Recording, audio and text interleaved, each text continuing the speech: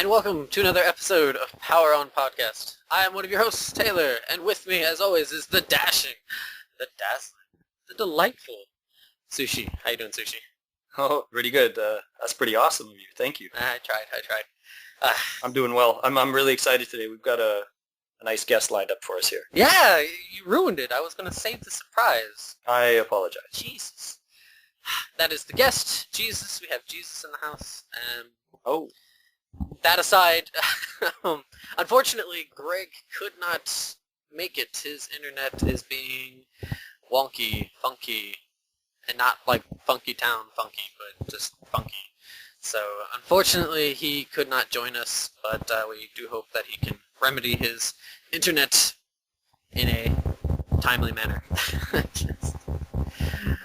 But yes, we have a guest, and that guest is ReturnToMotherBase. How you doing? Hello! Hey guys, how's it going? It's good. Doing well. So Alex, thanks for joining us today. Nah, man, it's not a problem. It's a delightful 8 a.m. here in New York, but I'm locked and loaded and ready to go. Yeah. It's 9:30 here right now, so it's not too late or anything. Yeah, not too late. Hey, you gotta work in the morning, so you gotta... Oh yeah, this is right, you're in the future. Yes, the future. Welcome to the world of tomorrow. But yeah, you have... I'll make sure to always put links and stuff where I can and everything, but you do have a YouTube channel. It's youtube.com/ReturnToMotherBase. Correct. Correct. Whew! I feel better now that I got that right. But Token Gamer 39. So close.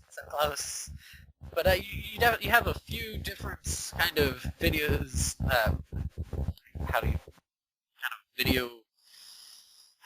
How would you put it? On your channel, you have different types of videos you put up. Yeah, well, originally the whole channel started kind of like, every other YouTube gaming channel, I bought a bunch of crap. This is what it is, like pickup videos, whatnot. But then after a while, it just started to become more of like a vlog style, where I talk about stuff that happened to me in the past pertaining to gaming, like how I got my Dreamcast, stuff like that. There are the pickup videos. There's some unboxings. I also like to go over the games I finished. Not so much like reviews, but just like say, hey, I played this. I really like this, and this. Because honestly, like, watching YouTube, I never really see a lot of people talk about the games they played. It's more like I bought this, and then they talk about games they played and finished maybe like 10 years ago. So I'm like, okay. I don't know what happened. I guess they've been replaying those same games. So I just like to go over it. Because I do have some people that will say like, oh, did you get this like Shin Megami game? And I'm like, yeah, I just finished it. It's going to be coming up in the next video so you can see what I think about it. And I think it helps people time to time. Because a lot of people played Soul Hackers, for instance, and were like, I hate this game. I'm like, well, it's not like Persona, I can tell you that. At all. So, well, that's a lot of vlog stuff. And nerd questions, which I've delved away from only because I pre-recorded a bunch, and then after a while I'm like, this question's ridiculously stupid. So they have not. They're on YouTube. They just haven't been put up, and you can tell the date by the length of my hair. So I may have to reshoot a few of them. Other than that, I guess, it's like run-of-the-mill stuff. But I like it. It's fun. The community's great. So. Yeah, I guess another person who kind of does some of the games they've completed would be Ball and Nick. He does that from time to time. Yes, and I'm subscribed to him too. He and I, we go back and forth in comments a lot. So I personally like your nerd question videos. They're really quick snippets. Usually within the longer ones, maybe about 7 minutes, but usually you kind of hammer out the question and your answer within like 2 to 5 minutes. And it's always kind of interesting because they can be pretty well thought out questions, and you like to explain the answers that you have for them, and not just kind of, this is what it is, just deal with it. so, I think I did have one of those, but I think I nixed it. oh, okay. I had one. It was actually I forgot what it was exactly, but I remember I was really pissed off. And I was like, "Here's the question, shitheads, answer it." And you'd be happy to know, Sushi. I don't know if you had caught one of them. He was mentioning kind of like you were mentioning, Alex, your favorite games, kind of sort of the 360 Wii generation and kind of around that generation, or maybe a little bit before. Alex really loves his Muramasa. Nice. I saw that he had picked up the Vita version recently. Oh, it's beautiful. So It is absolutely beautiful. Unfortunately, I'm playing a very confused game at the moment. I vow to finish it before I move on to it. also, if those who don't know, Alex, I guess you love to do karaoke. Yes.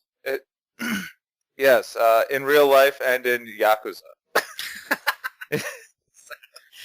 So we're kindred spirits in that, because I love to do that. And actually, when I first met Sushi and I, we did karaoke together.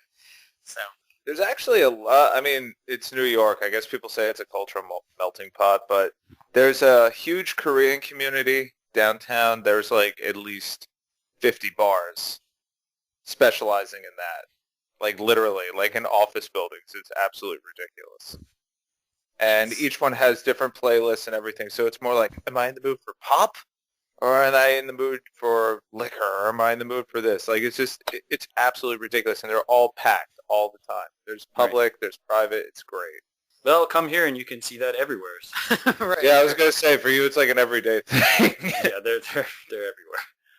Drunk people, plenty. Woo! Oh, well, we got that covered.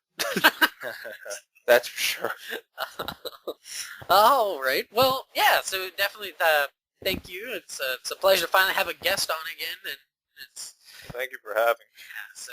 Also, if for those who don't know, Alex here was the winner for the portable episodes. We had a detective gamer thing going on, and Alex was the winner of that. So, woo.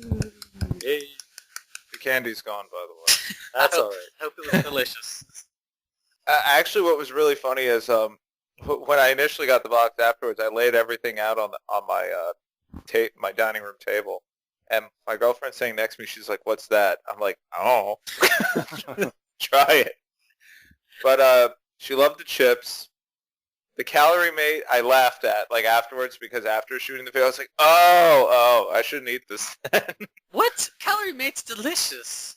No, because I wanted to put it with my little Metal Gear shrine. Oh, that I understand. It was pretty good, though. I'll be honest, it was pretty good. Yeah, so definitely. But yeah, we do have a topic today. I promise, guys. don't fret. We're not just kind of just hey, how you doing kind of thing. But yeah, for the topic today, we are going over sci-fi. So, yeah, sci-fi. So definitely put on your thinking caps and kind of determine what it is to you what sci-fi means. So, Alex, would you care to start us off with what you think of sci-fi, or like when you hear sci-fi in gaming, what's the first kind of your feelings and thoughts about it? Ugh. That's it. The end. It's just, I mean, end of day, I mean, I guess, you know, maybe I'm putting words in his mouth, but like Greg, I tend to go more towards the fantasy swords and sorcery thing. That's like my spiel.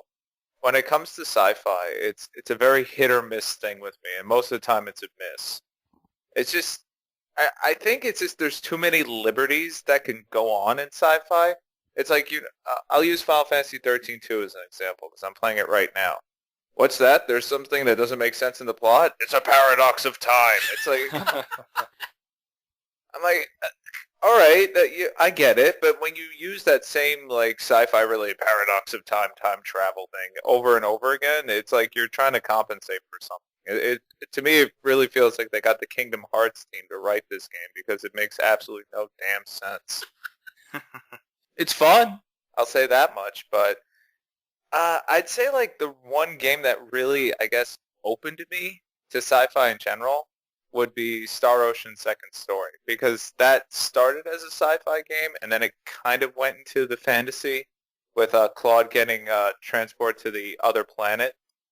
And then it kind of married the two together, I think, and that worked really well. And it kind of opened me up to sci-fi a bit more, like down the road. But other than that, Mass Effect? How about that Mass Effect there, Sushi? Let's see. I was gonna say you've played it. I haven't really. What do you? Well, I don't mind Mass Effect. I think that they did a really good job of creating the worlds.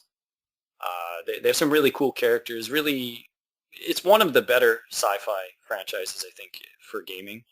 And I think that they took a lot of time to craft all of the sort of universes and characters well enough that, of course, there's always going to be some sort of loopholes or weirdness or something that's unexplained. But for the most part, they did a pretty good job of making sort of a kind of modern Star Wars for gaming. I could kind of see that, but I think it also comes down to like the writing too. Like Mass Effect 2 is an excellent game. Like the pacing is absolutely perfect. But I think to BioWare's credit, they know how to toss in humor. Right. So, you could be reading about, trans-dimensional warp holes and all this crazy lore stuff, but then they throw in, but this is the best shop on the Citadel joke. It kind of breaks up the monotony. So, Yeah. I mean, it could be accredited to the writing too, but the world, the universe of Mass Effect is great because it makes sense, I think, for what it's worth. I've never played Mass Effect. So. Missing out. You're really missing out. Well, it's one of those things that I think it first came out after I moved to Japan, maybe. I could be wrong, but I don't know. Before I moved to Japan, there were a couple games I really into playing, but I didn't have quite a lot of time, just because college and stuff. But right. So, oh well, say la vie. But I guess, Sushi, what do you think of when you hear sci-fi? What first comes to your mind? What is the kind of the guiding parameters of sci-fi? Well, I had a sort of epiphany on this, and I sat down and I thought about it. I kind of answered this question myself. I was going to ask you guys the same question, and I thought for sci-fi for something to kind of qualify as a sci-fi piece of entertainment, whether it's a film or a book or whatnot, I kind of felt like it should kind of fit one of these parameters or all of these parameters. You guys can chime in anytime if you agree or disagree. I feel that there has to be a kind of level of technological advancement of some kind. I would disagree. I kind of agree, but I could see where loopholes fall. Actually, no, I take that back. I do agree. I'll disagree. Okay, and I think there's got to be something beyond what we already know now, sort of. That's how I feel. I feel like there's got to be something that's sort of achieved by some person or race or something. Something's got to be, it could be from the past as long as it's something that's very different than what we know or have now or have experienced before. Well, I think that word different, I would agree with more than being advanced. It's because it's more of just scientific fiction. To me, that I would say it's something different scientific than what we already know. Maybe not. It might not be as advanced, but it's something different. Right. Okay, I said usually it shows the future of some kind. Not always, but typically it shows some sort of future, or it's from the past leading towards a future. No. I would disagree with you again, Sushi. Well, I guess maybe it's a spoiler, but like in Final Fantasy IV, you go to the moon. I mean, that whole thing is like straight up fantasy, and then all of a sudden, space! So,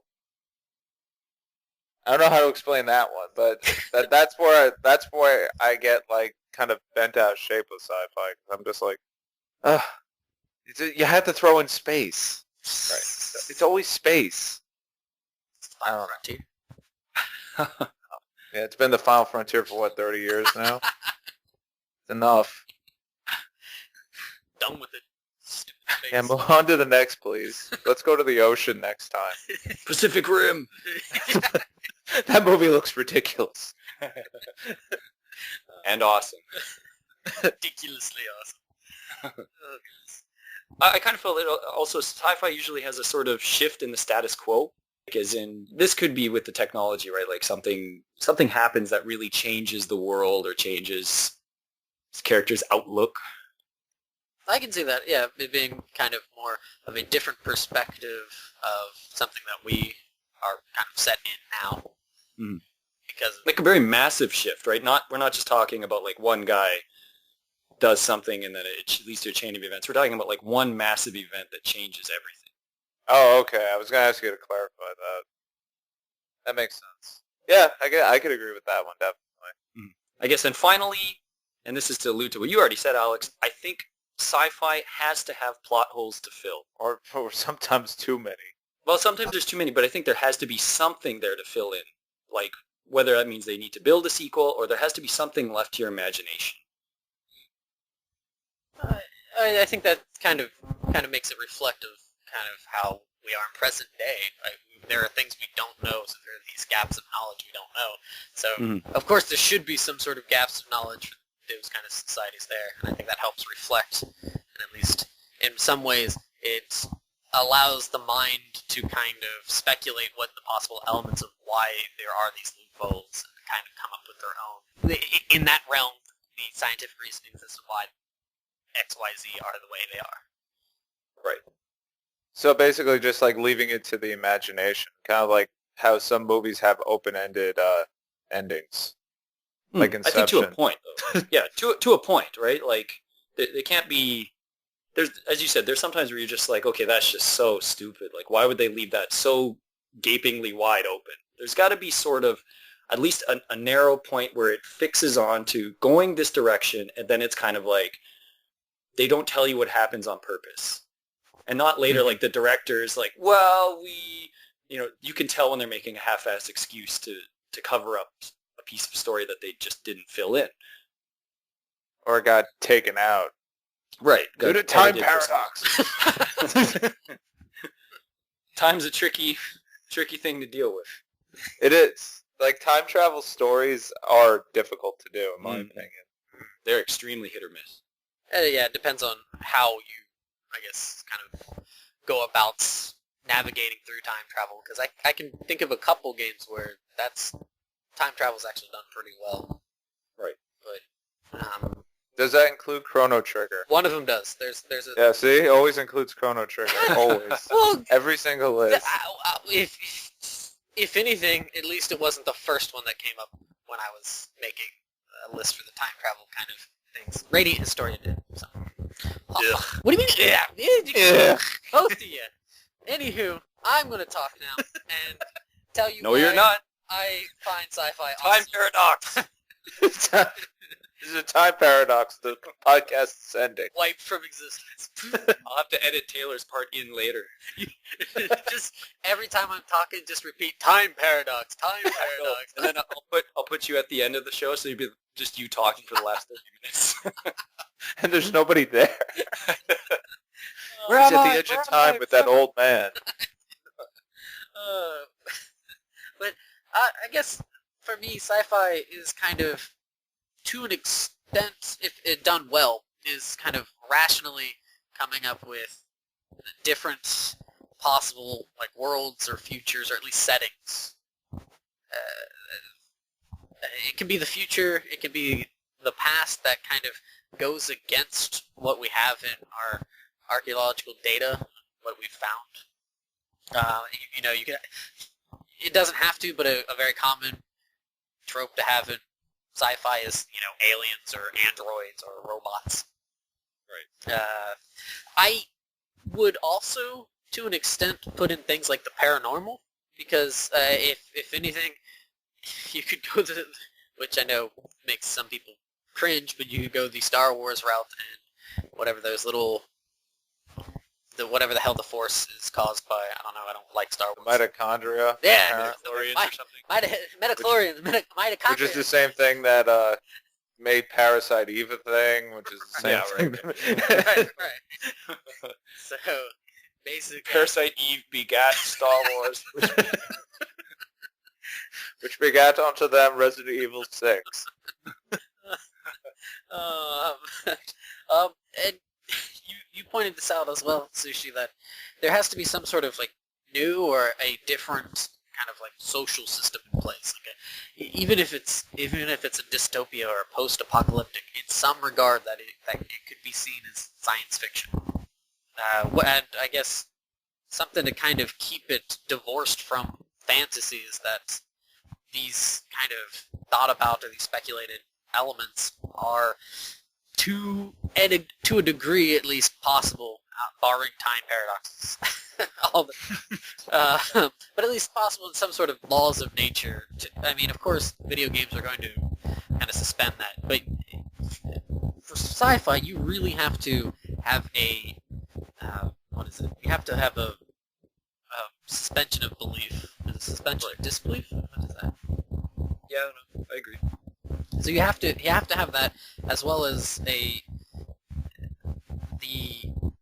mind willing to kind of make it work in your head. So you can just be passive with it, or you can try to be active to try to piece the parts together yourself. And with fantasy, you can just kind of accept it. Okay, you're in a fantasy realm. But with sci-fi, I think you have to be a little bit more active in trying to put it together. Otherwise, you're just kind of like, why the fuck is this even? Time paradox. The end. Time. Well, I do think with some sci-fi, like some of it, I could foreseeably, like I'll say, happen. With a few, what's the word I want to use? Like a few liberties.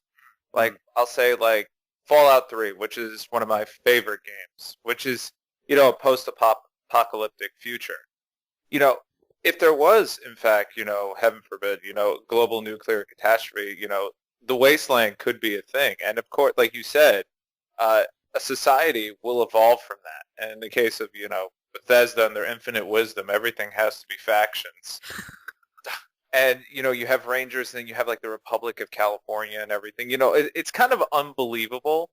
But, being in the world and, like, listening to what happened after the nuclear apocalypse, it's like, it makes sense. People band together. Water is now a commodity, like radiation-free water. That, to me, makes absolute sense because, you could be like water, which is absolutely needed for life, can kill you. Right. So in that regard, you see like this whole strife thing and people living underground forming other societies, vaults and whatnot. It's a scary thought, but it's something you could explore and be like, okay, this is completely unbelievable, but at the same time, there's something about it that, makes me go, wow, this is actually really scary. But it's a great game. That one classifies under the time period of when I just didn't really have the time to game. Unfortunately, I watched roommates. I watched 4 of my roommates, or I guess housemates, play that simultaneously on computers in the living room. It looks fun.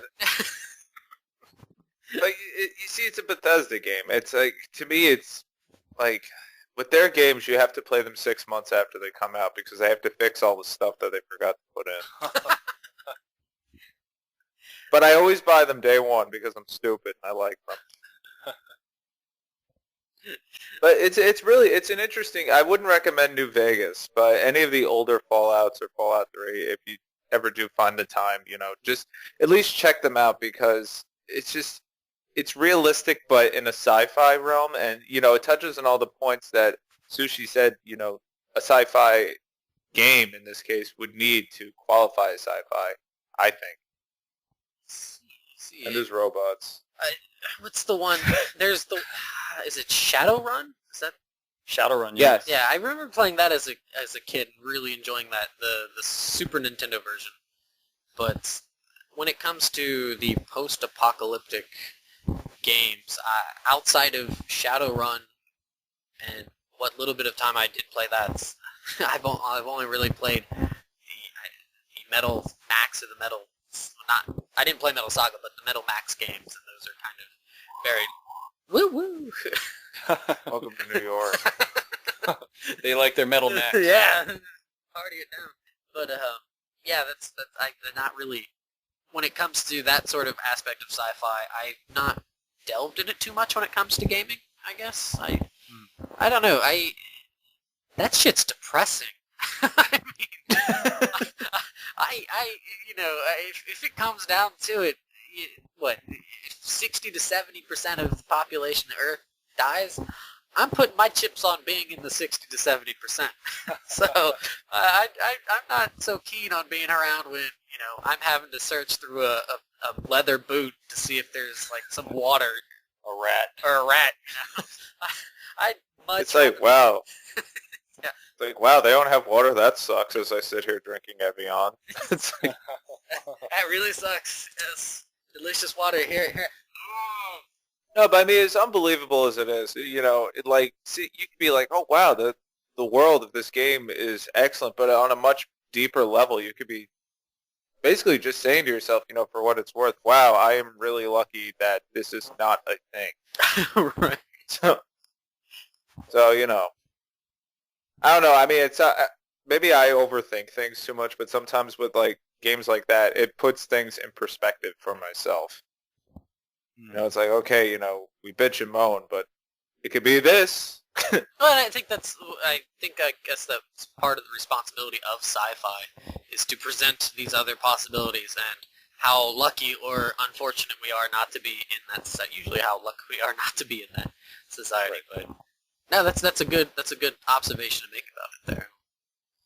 Yeah. Well, as you just mentioned, sci-fi is kind of weird like that. It's usually pretty grim or negative. It might start out looking like it's a utopia and perfect, but then the system breaks or the system overrun is by inherently robots. broken.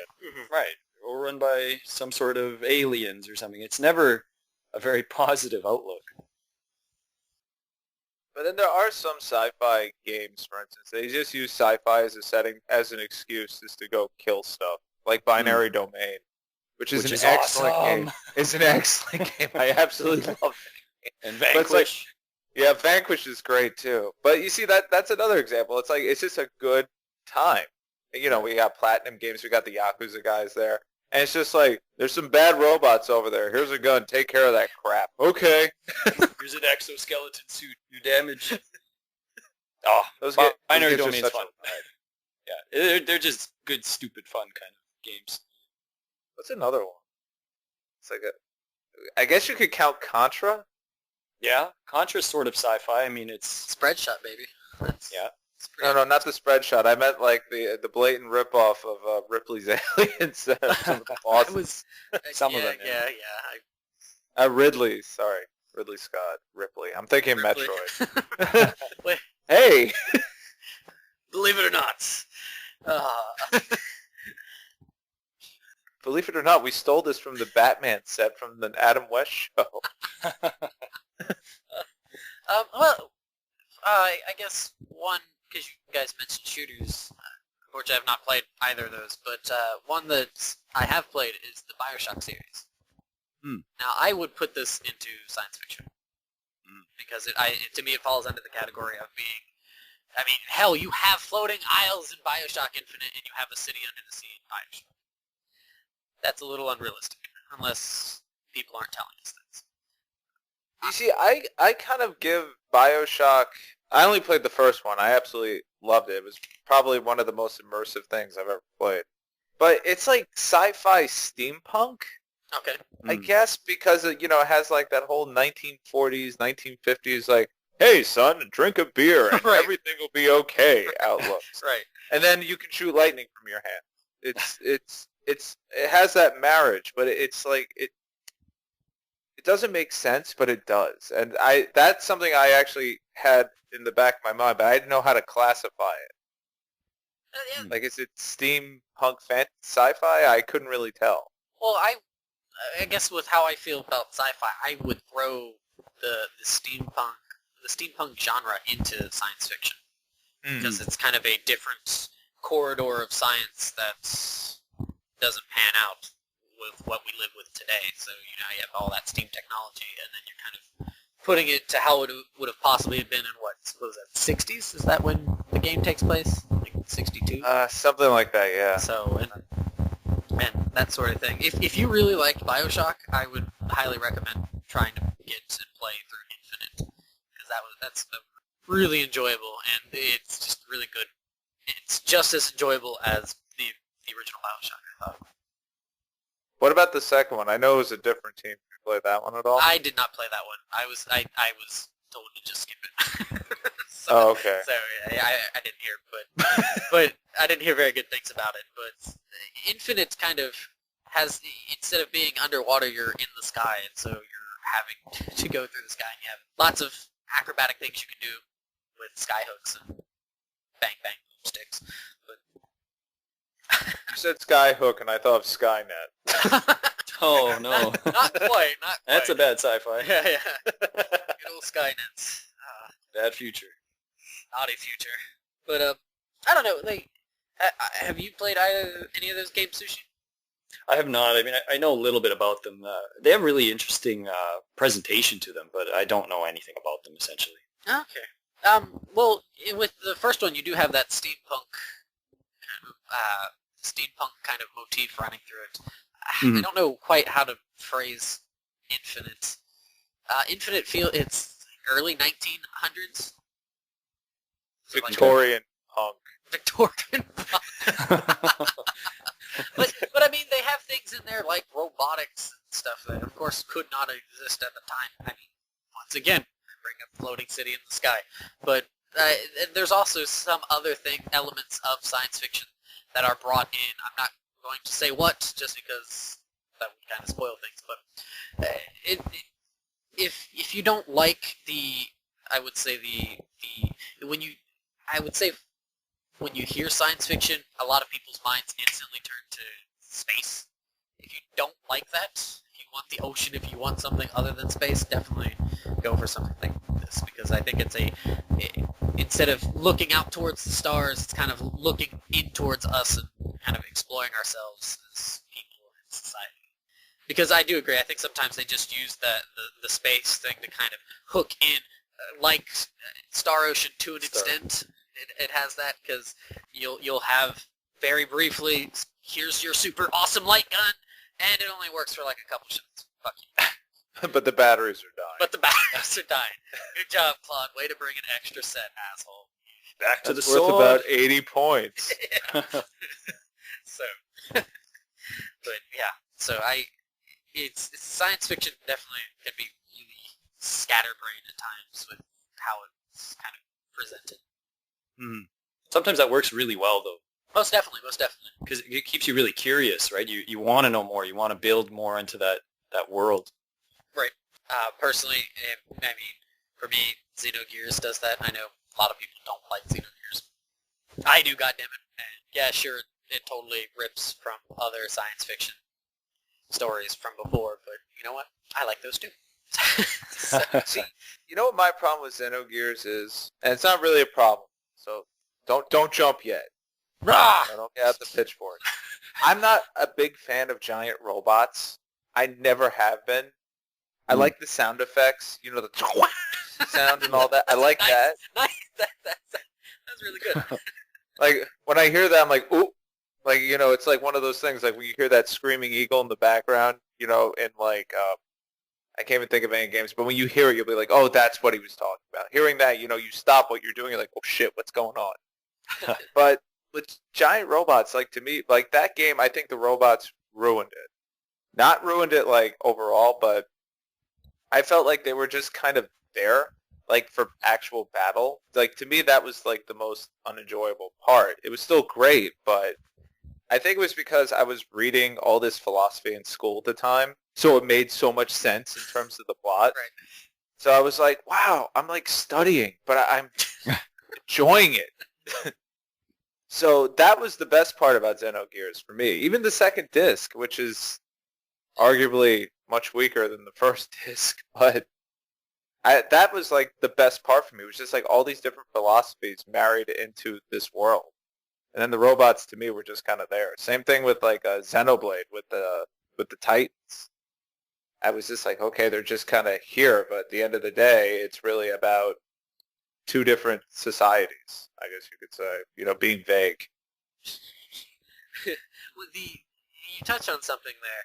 I think really good science fiction tries to either use philosophical ideas that we already have or try to kind of incorporate their own into some different kind of perspective there. If you take like the Isaac Asimov Foundation series, he tries to look at it from a philosophical point of view, but they're super, but it's in the science fiction kind of setting, future, space, kind of things. But I think having a good concept of philosophy and incorporating that helps kind of really strengthen the science fiction genre. And sometimes they just tell you there's a bunch of bad androids over there that look like people and they have to be shot. That's it. They have to be shot. Shoot or be shot. The end. Yeah. But seriously, play Binary Domain. That's what we're trying to say, I guess. It's oh man, it's fun. It's a ride that doesn't stop. Yeah.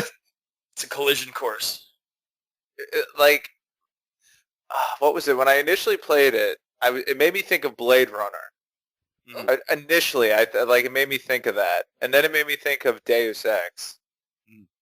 Which have you guys played Deus Ex? That's another one I have played a little bit. The first one, but not too much. The first one, like Human Revolution, or the one years and years ago? The years and years ago one. That came out around the time of The Matrix, right? I think I was playing Deus Ex after or just around the time or before I saw The Matrix, and I was like, wow, this must be like a movie tie-in game, which I typically don't like. But Deus Ex, like it was like modern day, like today, but all this crazy tech that just like, it's like, hey, here's the Statue of Liberty, but inside is like this hyper-dimensional like transportation device that only selects this group of CIA agents or something have access to. And that I thought was, initially I thought it was really cool. And everybody has like these augmentations to like enhance their abilities. So it's kind of interesting because it makes you, I guess you could say in science fiction, it's like the secret society, as it were, kind of like Men in Black, how it's like, everything is normal. But meanwhile, behind the scenes, there are like these like official operatives that have access to all this crazy alien technology. When I say alien, I don't mean space. I mean alien, like we have no idea what this is. Alex just really hates space. That's I can't stand it. When in doubt, send him to the moon. When in doubt. Well, speaking of the moon, then, you kind of touched on this earlier. What about games that kind of have this? With Final Fantasy IV, yeah, it's very abrupt. It's like, oh, we're gonna take this giant whale thingy to the moon. Mind you, I enjoy IV, but that's beside the point. I love IV. It's my favorite. But I'm like, what? Right. Well, it's a bit weird, but for example, things like Lunar or what's another one? Like Tales of Fantasia, where you have these settings, or like Star Ocean, you have these settings where they're more.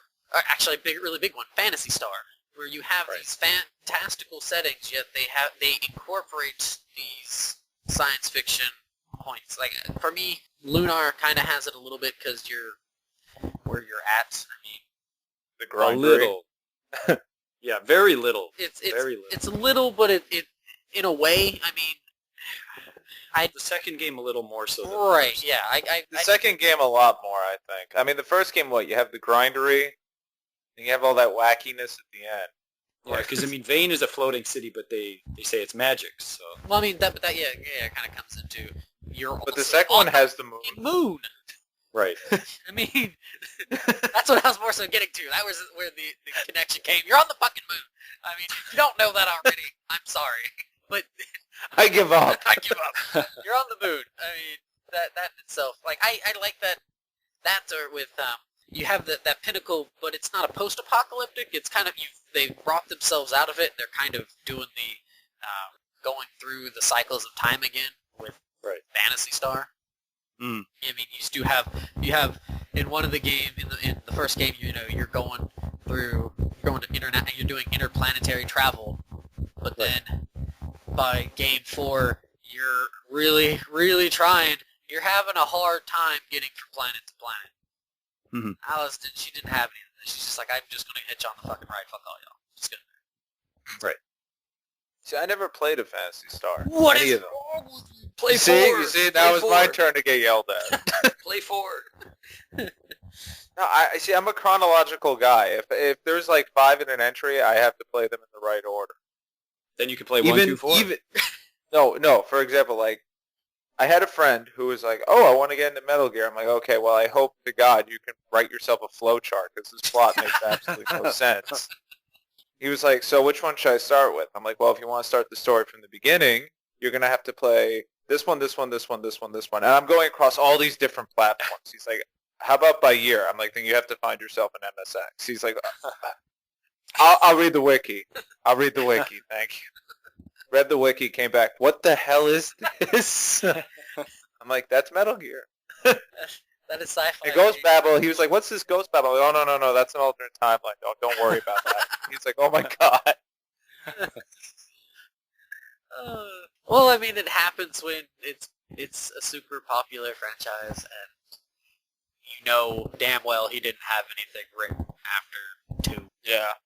Kind of like, shit, putting stuff together, yeah, don't mind. Shit, need money Don't to mind fund retcon. Zone of the Enders. Oh, man. Apparently not. Yeah, apparently not.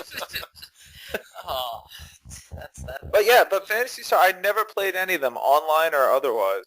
Okay. I mean, I keep looking at them. But I know they're making... I was actually looking at, I think it was Phantasy Star Zero on the DS, just because I happened to see it. But now I think there's a new one coming out stateside for the PC much, much later on. I think it's just online 2. Yeah. I think they finally just made online 2. I mean, I don't know when that is, or I haven't really researched it, but it looks cool. It has the... going back to your point about like the fantasy setting with sci-fi, I call that the Thundar the Barbarian setting, where it's like, I have a sword, but it's made out of electricity. That's pretty awesome. Okay. Thank you, Star Wars and Gundam. Thank you, Star Wars, Gundams, Star Trek. Do they have any swords with lasers? No, but there is that episode The where phase Kirk move. and Spock fight with sticks. Right. If you just dress them up a bit, I guess. Oh goodness. Well, like I really like that kind of setting for a science fiction story. I like at one point they were up at a very very technological advanced state, but then something went awry, and now they're kind of having to pick up the pieces and kind of work back up to it, or if they can even do so. Like I am a huge fan of Planet of the Apes. Yeah, laugh. I don't care. But Wait, the new one, the newer no. one, or the old the one? old ones. The old ones. Okay, Like good choice. I like all 5 of them. To varying degrees, but I like all 5 of them. My namesake comes from that, Taylor. That's where my name comes from. So, but yeah, I was named after Charlton Heston. I just like making fun of the titles more than anything. 38. But no, I like that. I don't know. I honestly can't really give a reason why. Unfortunately, it's just for me. It's kind of it's kind of a cool little thing. It's like, oh, they're trying to restart and they're doing a horrible job at it. So, What's that game called? Have you ever played Crystallis on the NES? a long time ago. Yeah, a long time ago. That game has that going on. It's like, man used science and is now corrupt. Now they've embraced the ways of magic to rebuild. Which is Like, just... I don't know how one translates to the other, but okay. It's a great game, though. Yeah. Like, I played through it, I think, like a year ago, and I absolute blast. But, that marries fantasy and sci-fi as well, with, like, mutants and magic. Like, it's a very good marriage going on there. And, like, this whole, like, world is trying to rebuild itself. Great box art. I love that giant eyeball.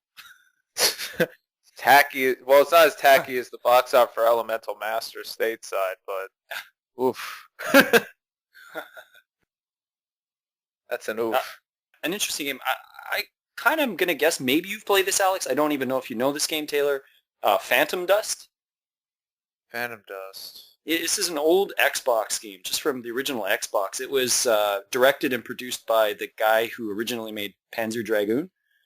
Oh no, I haven't played it. It's I don't know if it's a common game or not, but I remember buying it when it came out. It's a really neat sort of steampunk sci-fi kind of game that introduces sort of magic elements to it as well, where you're this guy who wakes up and he doesn't remember, he's got amnesia, doesn't know his name and anything, and there's another guy as well, and all these people sort of have these abilities to gain powers through these orbs that are scattered throughout the world, and people are fighting to gain the upper hand, like this. They want to be able to control what's left of the world sort of thing, and it's a really interesting game. Unfortunately, I don't remember it really well because it's been a long time since I played it, but I remember having really neat setting and really interesting plot and sort of doing things that I haven't really seen other games do. See, I had an original Xbox, but I only had 3 games on it. One of which was Shenmue 2. So I really didn't. I think that Jet Set Radio. What would you consider Jet Set Radio? That's not. I really wouldn't qualify that as science fiction. Yeah, I wouldn't either. It's like an alternate reality thing. The first game definitely isn't. Yeah, but it's like a weird place, like in terms of alternate realities, I guess you could say. Yeah, maybe. Yeah, sort of. It's got this sort of element of like a police-run state, and well, wouldn't that still be kind of science fiction in some regard? Kind of, but it doesn't really. There's nothing that shows like an advanced society or sort of dimensional paradox. It's almost present day, but slightly into the future. Like it doesn't really. I mean, I guess you could argue it's sci-fi. I don't know. I felt the first game isn't. The second game introduces more things that you could argue are sci-fi. But I don't know. That's a weird one. What about something like Mega Man? Mega Man's pretty much sci-fi. I mean, oh yeah, I would say Mega Man X. I mean, Mega Man X even more so. Well, I mean, yeah, you can just kind of go through all of them because they have that long timeline to it. I would totally think of Mega Man as science fiction. I mean, robots, androids. Right. Good science fiction or? Before anything, X5 and before me. X definitely fits that sort of has too many plot holes to fill, right? Like it, and it seems like they're trying to fill them in as they go along, but it's not working. I think it kind of by the end of 5, it's good, but then you have when they're like 6, 7, and 8. Right. And at that point, you're just kind of like, oh Jesus, what are you spinning onion or whatever they put in like 7 or something? Or spinning. Isn't there one There's that's like something ridiculous like that? It's really onion aquatic oyster. Oh, really? An aquatic oyster? Wow, you guys are really digging. Oh, Sigma virus. Immovable stone man. Oh god, we're gonna start this up again. Sludge man. Bringing Muckman back. Hey, fuck you, Muckman was a great idea. Best idea. I didn't have a problem with Muckman. Yeah, you did. No, I didn't. I like the idea of Mustache Man and Muckman getting into it. There being massive problems. What about F-Zero? I mean, F-Zero's sci-fi. Those games are great. So it sucks they haven't done anything with it in a long time, though. Yeah, and apparently Nintendo's not interested at all doing any more of it, which is interesting. Really? Apparently, yeah. What is it? Not Mario Kart Zero, right? They're incorporating ideas. It's just make Mario Kart Zero. Yeah. The carts now float. I mean, GX Mario was... GX was... but beautiful. Yes. Well, that's because they got Sega to do it. Yeah, they got the Amusement Vision, I think, got in to do that. Yeah. I don't know what other racing series they worked on. They worked on something. I'm sorry, pardon my language. Not that it's been great anyway, but holy shit, was that game hard? Oh fuck! It was it's like ridiculous. The first race, you're like, yay, I'm racing. Oh my god, I'm in last. Whatever what is it, like the Night Cup or whatever it starts at, you're like, oh, this is easy, and then it just destroys you by like that one circuit, and you're just like, I'm done with this. I can't do that. At that point, this is going to sound silly. I like to assign things voices. I imagine that voice has the game of Mr. T, and it's like, I pity the fool trying to come in first. And and it just like slams you. Like you can't do anything. You may as well put down the controller and leave the room because the result. You might as well watch the demo. Just watch the demo. What are you doing? I'm watching F-Zero GX. Oh, you're not playing it? No, it's the same thing. I just watched Cars pass. That's it. Look, see, I got laughed. Oh, the demo does better than you. That's the problem. Yeah, I know. And it's still in last place. It's a really maybe that's it. Maybe too many people complained that GX was too hard, so they had to. Nintendo's rethinking the strategy for the last 10 years or whatever. Well, Nintendo, I think, like over time, like they've really, like I'd say, reduced not the difficulty per se, but you know, they made things a little bit more accessible. Mm-hmm. Everybody, maybe I guess they kind of sort of tried it. Well, they didn't really do it, but you know, Metroid Other M, which you know, Metroid is obviously sci-fi, but you know, the story, everybody was like, "What the hell is this?" Mm. I mean, personally, I liked the game. I thought it did it's no Super Metroid, but it did a great job of you know giving you this whole environment and you know reincorporating old characters, and new characters, except for that guy in the helmet who's smiling for no reason.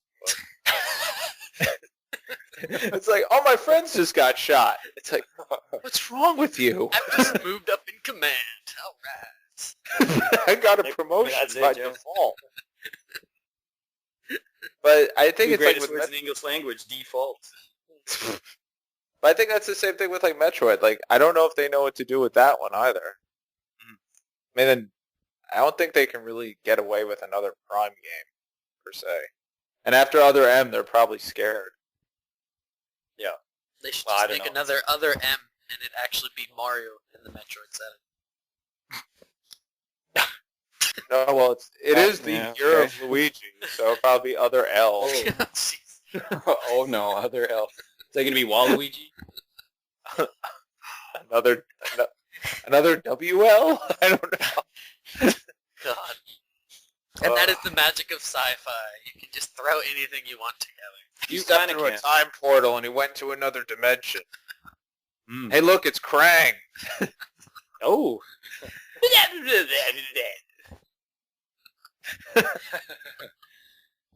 I'm trying to think of some other... Star Fox does a decent job. The core games do a decent job of having sci-fi elements. It basically just promotes the idea that furries will rule the world. God.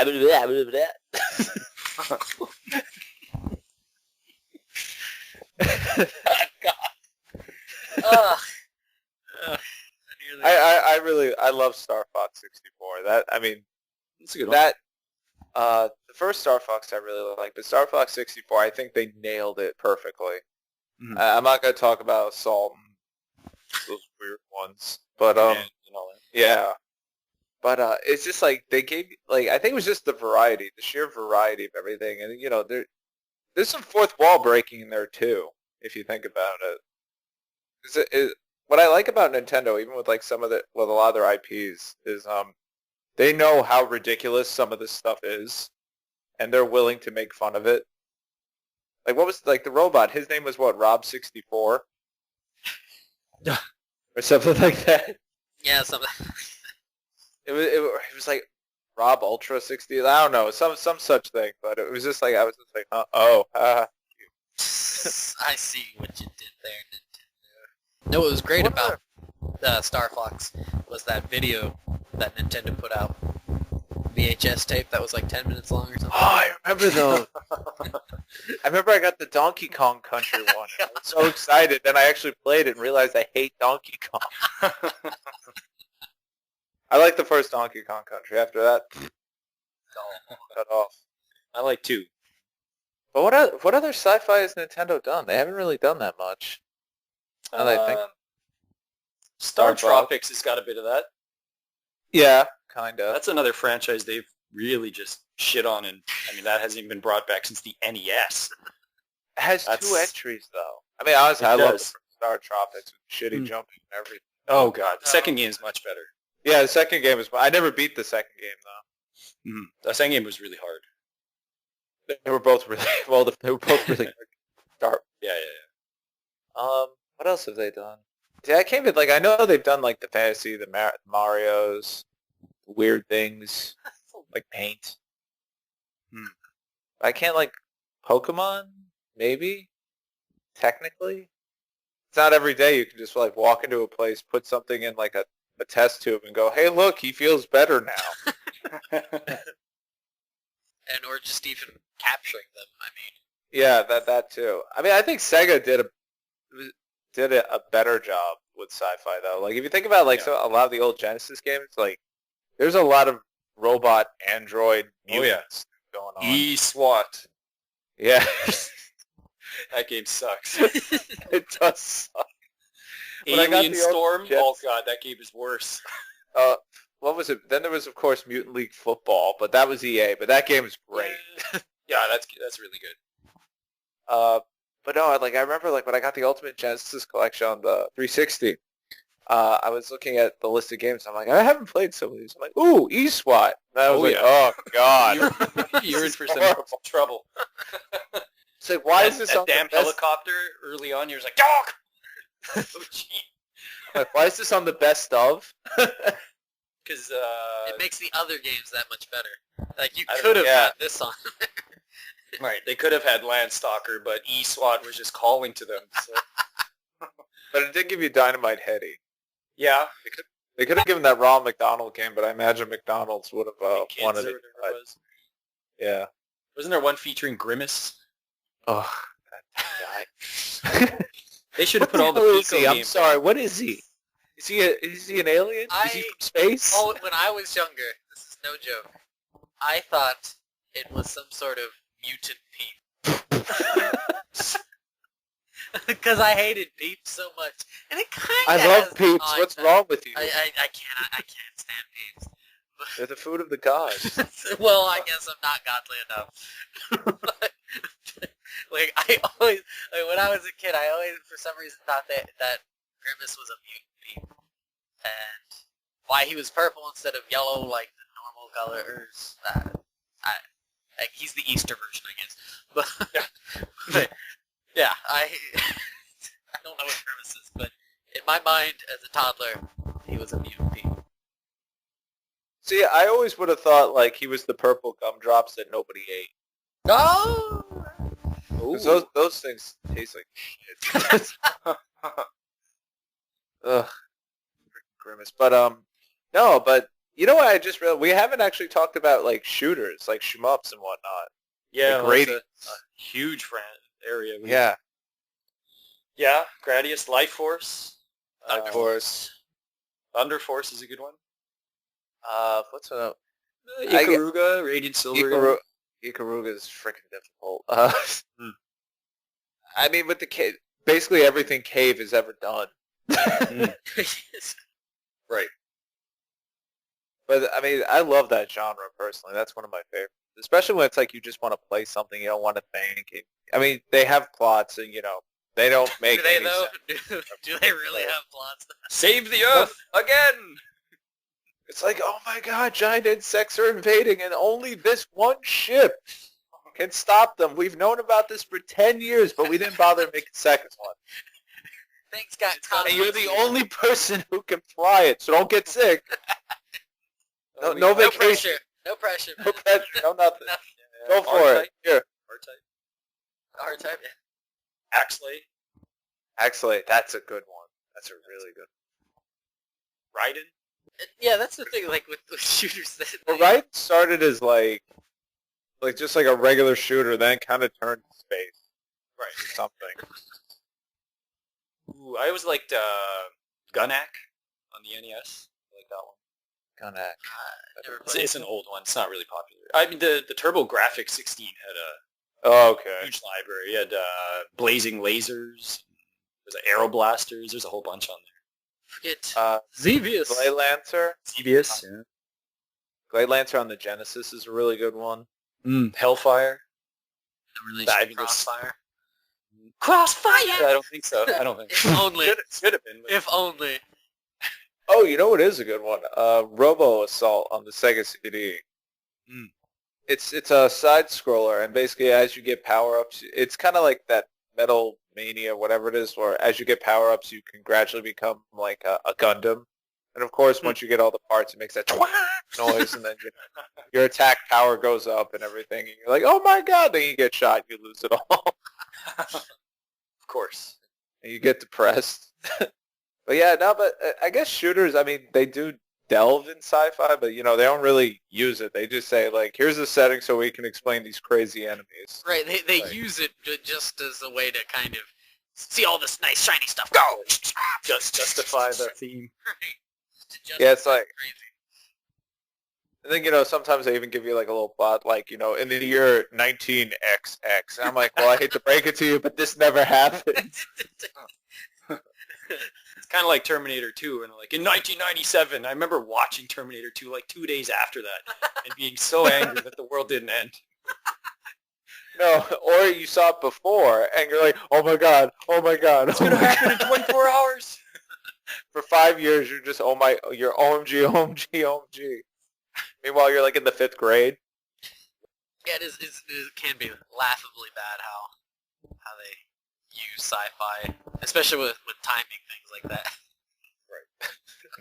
19 in the year 19XX. Yeah, they really have to do like love the X. 40XX Right. or some, Right. or 30XX, because it's like, I won't be here. This cartridge probably won't be here. These assets probably won't be here. It's perfect. It's foolproof. Nah, 19XX. We want to scare them. That or just make up a year, you know, in the year 607 F3. It's like, what? Right. Okay, I don't know what the fuck does this F3 mean? Earth Oh. 8, 7. Or yeah. Well, watch what you're going on there, because they do that in Final Fantasy 13 too. I'm like in the year 300 AF. I'm like, what does AF mean? I don't know. After Anal fluctuations. I don't know.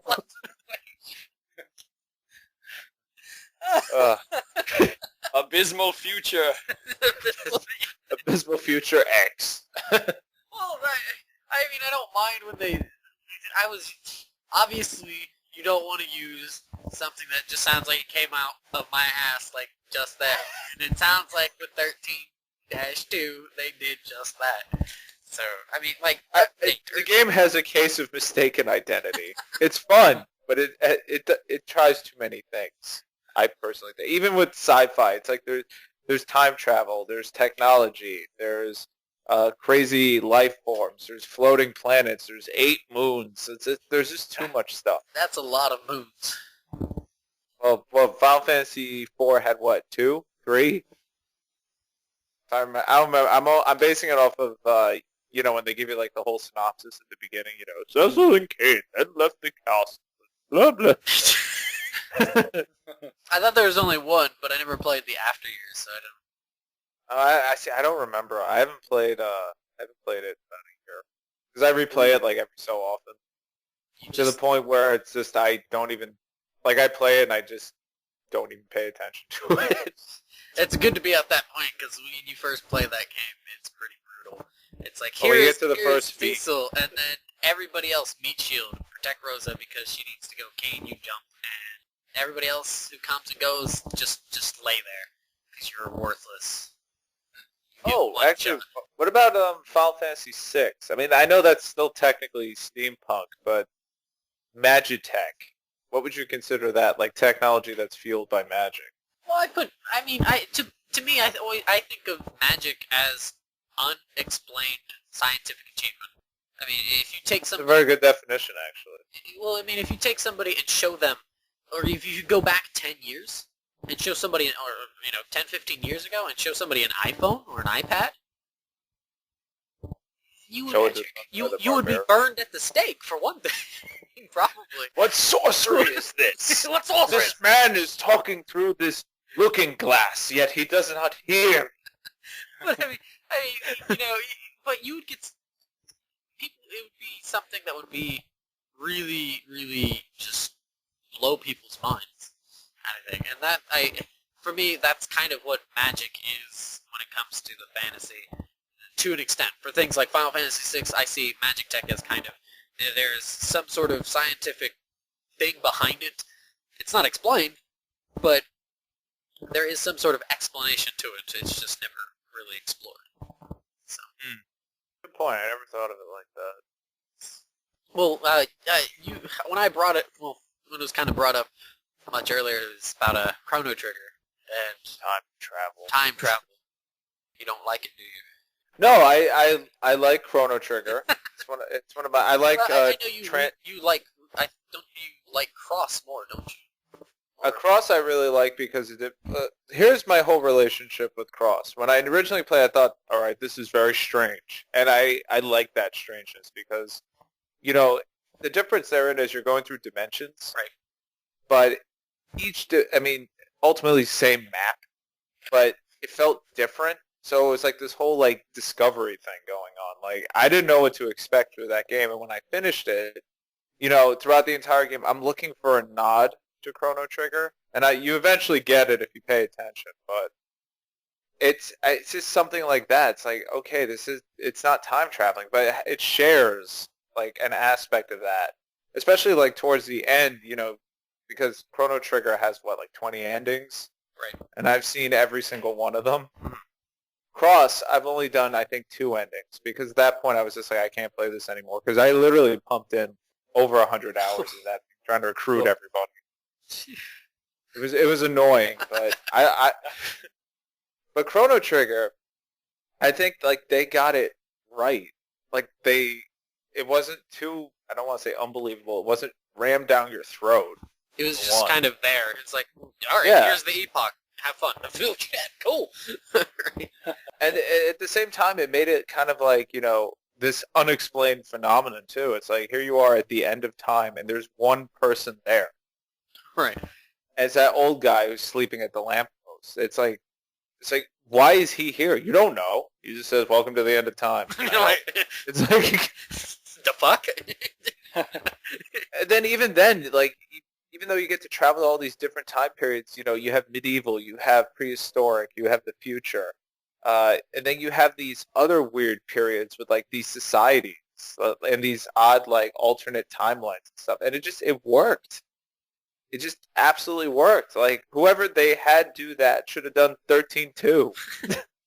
I think what you said there about it being presented as a phenomenon really helps set the stage for it to be kind of acceptable, because it just kind of, I mean, Luca's machine kind of buggers up, but it's still kind of seen as a phenomenon until you get the machine to get silver epoch, whatever you want to call it, shiny bird fly thingy. And I think that really helps kind of ground you into being open and accepted to the idea of there being time travel.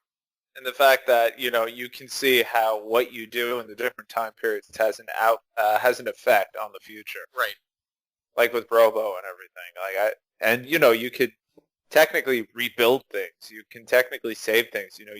You can alter history at certain points to get specific events, and they make sense. It's like, oh, what happened if so and so wouldn't have tripped over this rock? It's very simplistic in that sense. It's like, okay, you see them a month later, they won't have a scrape on their knee, for example. Well, with some games, they overthink it too much. Well, because you never tripped on this rock, the rock failed to exist at this time. This, that. It's like, all right, listen, it's a freaking rock, okay? It's not like, we changed the voting for the president. But it's the sun rock. It's the sun rock that would have helped the Eevee evolve. It's like, no. Leave it alone. It's enough. He didn't trip. He's not hurt. He doesn't have. We don't need to go looking for Band-Aids in the prison for some reason. It's okay. It's okay. That does open it up to what is a big fault with science fiction, is when people try to over-analyze and over-kind of explore the idea and just try to fill in every single gap that springs up from creating science fiction worlds. Yeah. Because I think that goes back to the point you guys were making. It's like you have to have those loopholes, like, because you have to fill them in. But I guess maybe, this works against my argument. By the writers, the designers trying to fill in those loopholes, they kind of ruin it. Right. So if you take away all the mystery, it's just, you take away all the mystery, it just doesn't work. Right, because it basically just becomes something where you're passive and you're just like, okay, and right. There's really nothing for your brain to kind of be like, all right, I mean, it becomes Metal Gear. oh, Greg's gonna cry over that one. No, I love Metal Gear. Are you kidding? I played through Revengeance 3 times Oh, already. jeez. Wow. Oh, so good. But I think that is, that is a good point to make. Is when you're not filling in the blanks, you're just kind of retconning them and creating new ones. Sometimes it becomes a big problem, though. You look at something like Star Wars, the whole universe of Star Wars. People have become so entrenched in that, right? They think they have the answer for everything. And now what happened was we got 3 prequel movies ahead to retcon stuff. We have comic books that are retconning stuff all the time. We have novels. We have games. We have all of these things that are trying to fill in every single detail because people won't let it go. And so the creators are like, well, we can make money on this and we can make new things for people to, I guess, absorb it and into the universe. And kind of to me that becomes painful then if it's just like we have to keep adding shit to this. You see, the whole problem with that is, previously, because now Disney owns Star Wars, any of this stuff that came out, Lucas had to approve. Mm. And, as much as I think Lucas was very protective, at least with the games, he had to give the final say. Like, The Force Unleashed was supposed to look very different, apparently, but he said absolutely not. He's also the one who shot down Battlefront 3. I think. From what I understand, he was the one who said no mas. So now it goes to Disney, and Disney's like, make them all day, make them annual, put in map packs. But at least with like The Force Unleashed, I'm using that one because I really enjoyed that game. It takes place between 3 and 4, or 4 and 5, something like that, and it does give nods. Yeah, I think so. Yeah, it is between 3 and 4.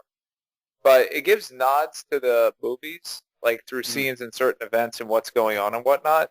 But to your point, they're just filling in blanks. So now it's like, where's the imagination go? Right. From the fan, from the perspective person, it's like, okay, so Boba Fett was here at this time period and that, this, that. It kind of kills it to an extent. And I think the second game, which, I liked it, but I liked it just enough to say I like it. And the second I finished the sentence, it was over. Because they had nothing left to play with because everything else had been answered and they were given this very finite space to do anything. We need answers. It's such a tough thing to do. People want answers, but then you give them answers and they don't like those answers. Yeah. Sci-fi is probably the trickiest type of genre to deal with when it comes to that sort of thing. Yeah, because with fantasy, you could always just explain it with magic. Right. But, actually, it's funny. You just made me remember. StarCraft. Have you guys played StarCraft at all? A little bit. A long bit. time ago. All right. For StarCraft, the first game, critical acclaim. I loved it. As somebody who isn't the biggest sci-fi nut, I really liked it to the point where I even bought, the nerd novels, as I call them, and I read them. They were great. But then the second one came out, and it focuses on Jim Raynor, who's like for the Terrans, the humans, and you go through his whole storyline with him trying to save Sarah Kerrigan. And then at the end, it's like the writers put themselves into a hole because they answered everything, and the answer is space love magic, and that's it. Space love magic. I'm not going to spoil it, but if you really want to YouTube the ending, you'll be like, okay, how does that happen? And then the second game, or rather the expansion, comes out, Heart of the Swarm, which I just finished, and it's a really fun game. But it seems like they're trying to compensate by over-explaining the Zerg. And I'm like, you don't need to. Like, you explained enough. I don't need to know that there's, like, a specific race, and there's a primal, and then there's a feral, and then there's the whole...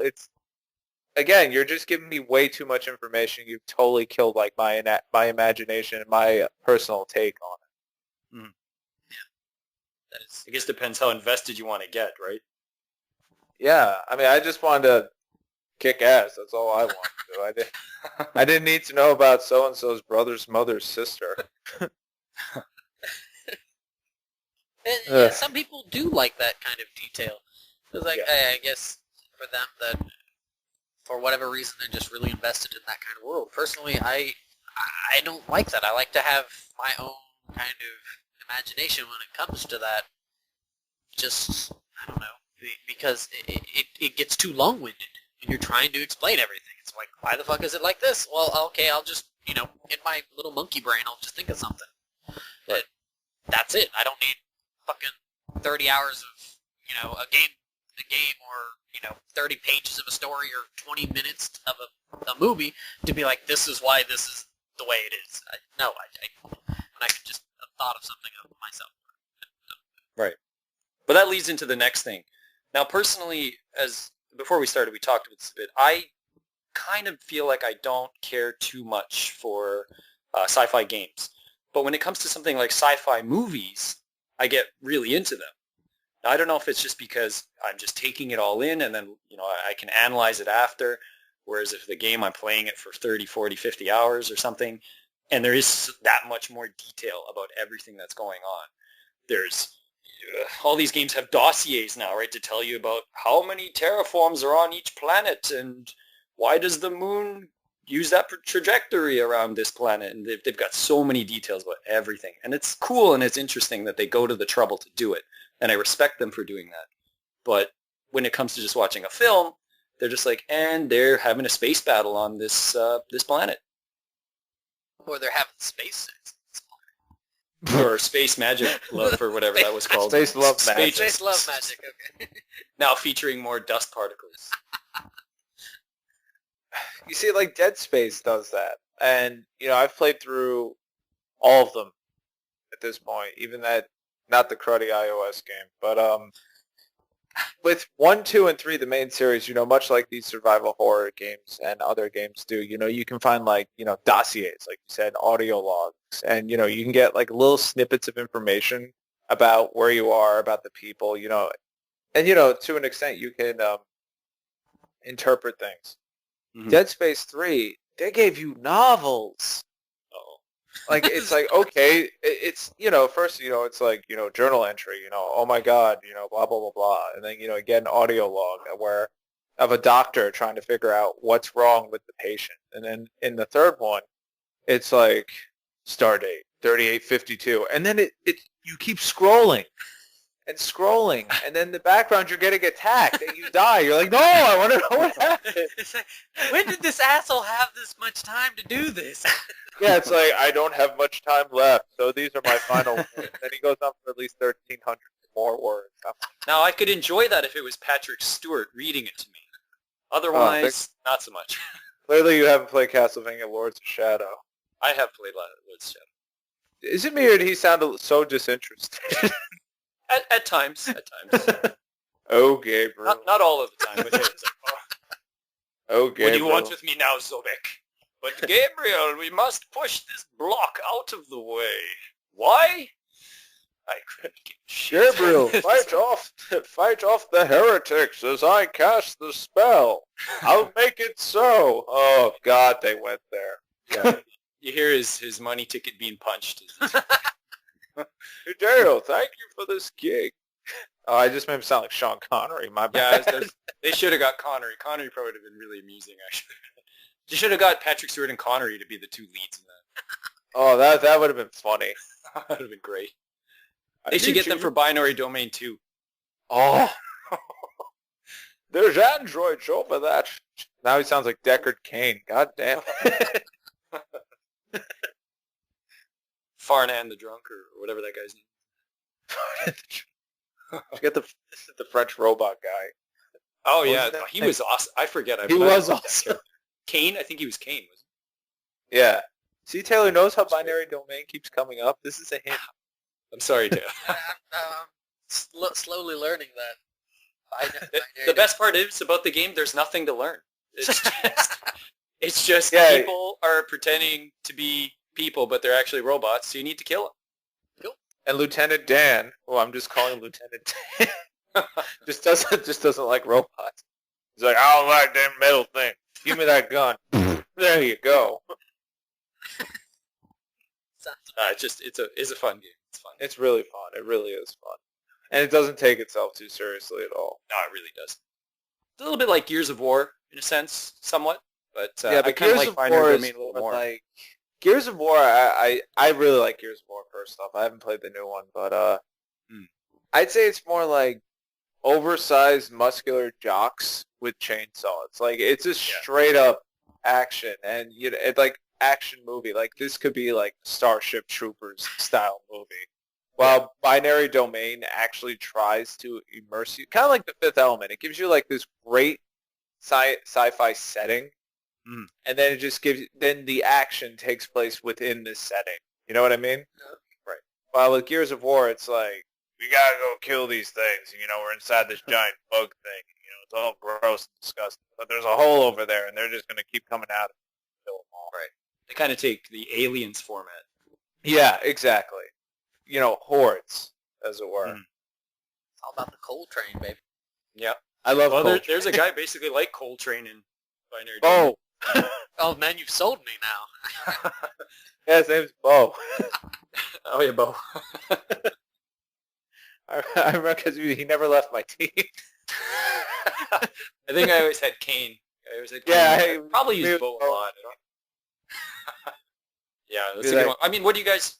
Serious thoughts though about like films or novels versus video games? Like, which do you kind of think generally does the best job with sci-fi? For me, Fifth Element, which is why I mentioned it. It's I feel like that should have been a trilogy. Like they could have done so much more with it, but looking back at it, Tucker. Yeah. Like I feel like they could have done so much more with it, but watching it now, like it's a fun movie to watch, but man, is it campy! Like it is super campy, down to like having Mako in it. It's really campy, but it's fun, and I think the world has a lot going on with it. Blade Runner I really like as well, but I think that's like a perennial classic at this point. In terms of other sci-fi movies, so would you be leaning towards film versus the other? I think film does. I mean, honestly, I don't really read many sci-fi books, but with film, I think a filmmaker basically has one shot to explain this realm, for instance, right? So, like Fifth Element, they have to give you the setting, they have to explain the character, they have to give you a little background on what he did, why he's notorious in a galaxy, not notorious, roles, what these aliens are, et cetera, and they have to do this within 1.5 to 2 hours. In a game, like you said, they could do it in 30, 40, 50, and they could toss in novelizations. Right. Now, if the movie does well enough, where people want another one, they can expand further. But that's only because they explained enough in the first entry to get people interested. Right. But in today's day and world, at least on the U.S. side, everything comes in trilogies. So it's too bad The Matrix did. Yeah. It's really too bad. That's an example where it did so well that people cried for another one, and it unlofty heights that it could never meet. Right. Ever. I mean, Looper. I thought Looper was good. Is that a newer movie? Is that the time It's travel? last year. It's Joseph Gordon-Levitt and Bruce Willis, and it's got some time travel aspects to it. Oh, yay. Done well, though. Done well. Done really interesting. Not to the point where you're completely confused seeing the film, and done to a point of where you're like, oh, that's really clever. That I'll give a small spoiler, but it's the young version of the male lead meets the old version. That's Bruce Willis. And instead of doing what you would typically think of them being like, oh, well, they're going to have to team up to save time, that does not happen at all. And I think that's the first point as to why the film is actually really well done. Because it doesn't go for the cliche. It does not go for a cliche at all. What was that other one Willis was in? Surrogates, I think? Yeah, Surrogates, which was basically Binary Domain, wasn't it? Oh. Wasn't it something? I thought it was something okay. similar to Oh, that. Jesus Christ, I get it already. You see what I did there? Get it. You don't need to keep hitting me over there. Fuck. Oh. Might have to do a portable episode of Binary Domain at this rate. I could just see Taylor's next video. Yeah, here, that's it. It's just him holding 5 seconds, and that's it. Done, shut up. You might be getting lofty expectations, though, unfortunately, at this point. Yeah, I know. He'll probably not like it. He doesn't like too many Sega products, so... a little leery of Sega. Now, what are your thoughts of Yakuza? I can't remember. I've never played Yakuza. Oh, you crazy son of I love it. I love it! As I'd say, both Greg and Sushi, they love it, but I've never played it. Gotta take into consideration, I don't seem to play it. I've been sacrificing a goat every night in hopes that Yakuza 5 comes stateside. Only Timed for up the Taiko Drum Only Master. goats? That's the Only goats? Timed up the ante. been cheap. Cows, Yeah, mountain lions. you need to change your sacrificial item there. I've been sacrificing Martians. Space Martian. Space Martians from another dimension. Through time paradoxes. Just start sacrificing all of the other Sega franchises Oh. so we can actually fund the thing. Today I will sacrifice a two-tailed fox. Today we'll be sacrificing the entire Sonic the Hedgehog franchise. No, just the friends that nobody cares about. Vengeful spirit there. Personally, for me, I when it comes to sci-fi, I like science fiction games to an extent. However, I more so really enjoy novelizations of science fiction. That for me is what does it. I mean, Philip K. Dick, Isaac Asimov, just those two alone. I wish I could pop the poppers that Philip K. Dick did to write some of the shit that he did. I mean, that's what that. Well, if you built a time machine, you could go back in time and ask him, "Hey, can I borrow this?" But then the books he wrote will have never existed because you took his funny pills. Yeah, so I would have destroyed science fiction to an extent. Gone is Blade Runner. Gone. Oh yeah. Wow. But no, that for me is what always sci-fi is, and when games kind of use some of those ideas that were written in science fiction novels, I generally like that. However, I do like some of the movies, like Planet of the Apes. I love a lot of the older science fiction.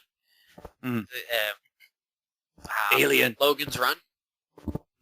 Logan's Run's good. The original Alien is excellent. I've actually never seen the original Alien. It's a good one. Aliens, It's good. yeah. So, but Total Recall? Yes. watched it, but like I don't really remember much about it. Demolition Man. I mean, Demolition Man's great.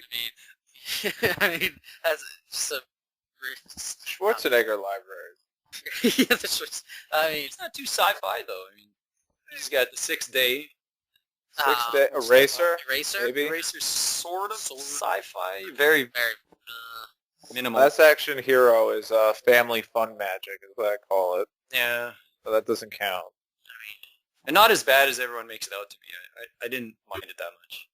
What, Last Action Hero?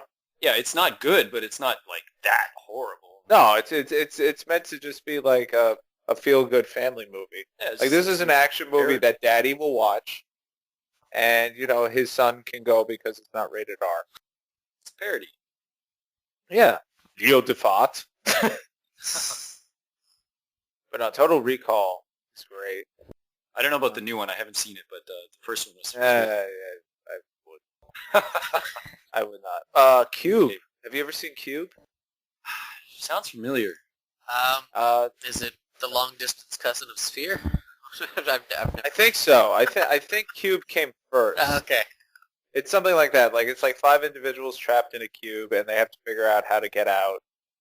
One is, like, you know, they're from different walks of life. They're trying to figure out why each one is in the cube. What, you know, stuff like that. It's interesting. I'm not doing it justice by speaking about it, but I check it out. It's really good. Well, like Contact. Contact's really...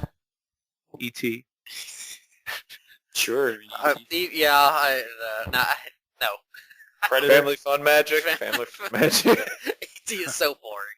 Yeah, I personally, when it comes to that, like the one, Flight of the Navigator, that was... Oh, that's good. That was a good one. Yeah, it's a good I one. don't know how it ends up nowadays, but when Sci-Fi as a kid, that was what I watched. Short Circuit. I don't... Yeah. think of it. Short Circuit's really fun. Is that the... Johnny Five, the Johnny robot. 5. is that where where lightning hits and it brings a computer to life or something? Yeah, him, Steve Guttenberg, and some woman. Don't be deterred by Steve Guttenberg. The second one has one of the guys from A Mighty Wind or Spinal Tap. Yes. Got what's his that guy's name. name? I can't think of it, but he's in this. Some Indian guy. Yeah. I don't remember, but basically it's just him in New York. Right. I love that movie. I remember it was on like the Channel 11 all the time, and I'd always watch it with the commercials. But yeah, I don't know. I think it's because the imagination, you can just run wild with it, and you can just kind of envision it how you want with the books, and that's why I like those a little bit more. It's a lot more free compared to where you have something visual, or you have a game where you have to be active in the game, unless you're playing Xenosaga Saga. But mind you, I like Xenosaga. But You watch Xenosaga. You don't play Xenosaga. You just hit the X button every once in a while. yeah, Good games. so, but yeah, so that's I guess. Yeah. I was wrong. I forgot the Terminator and the Predator. Oh. Arnie's a little more sci-fi than I remember. T2, obviously. Skynet. Yeah. I'm sorry, I just find Skynet really amusing when everybody talks about it. Like, I've even managed to wedge it in at work. I'm like, oh, isn't this the year that Skynet became aware? And they're like, what? But yeah, I guess it's just kind of our discussion about sci-fi there, and how weird it can be, and how it can be really enjoyable, or just really overbearing, just cumbersome because it's loaded too much information. Because information's information, but when you're making up things, even if it's gleaned from real-world applications, it's still not founded in any sort of... It doesn't have any context out in the real world to an extent. So, I don't know. For me, I can't jam all of that information in my head just because it's just in that universe. It's not relevant to me outside of if it's reflecting any of society. Like, oh, well, that's kind of shitty. We shouldn't do that. No, that's not usually the case. See, what I like is that the three of us came in with, like, different opinions and, different things that we think, qualify as sci-fi. But, at this point, we've kind of come to a consensus universally between the three of us, what is wrong with sci-fi, what is needed in sci-fi, what is cool about sci-fi, what is annoying about sci-fi. And it also seems like, I tend to go more so with movies while Taylor prefers the books because he has that ability to be more imaginative. It's actually quite interesting. Imagination. God. Let's move It's come on. to this. It's come to this. But yeah, so I like sci-fi. So yeah, and I think it was a good choice there, especially when you're not so keen on a lot of the things cough space. So I definitely thank you for picking that topic because when it was brought up, I've been wanting to talk about it. So What was either that or video game laws? In which case, I was just going to bitch and moan about Nyx at the end of Persona 3 for half an hour. it's a long fight. Oh, tell me about it. I did it 4 in the morning, and then I went to work. Oh Jesus Christ! Oh man. But I was so sad. Like, I was like, everybody's like, you okay? You don't look so good. I'm like, I am satisfied. I am content. Just very sleepy. But yeah, so that is sci-fi discussion.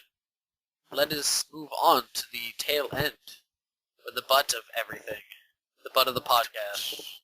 Yep. Yeah.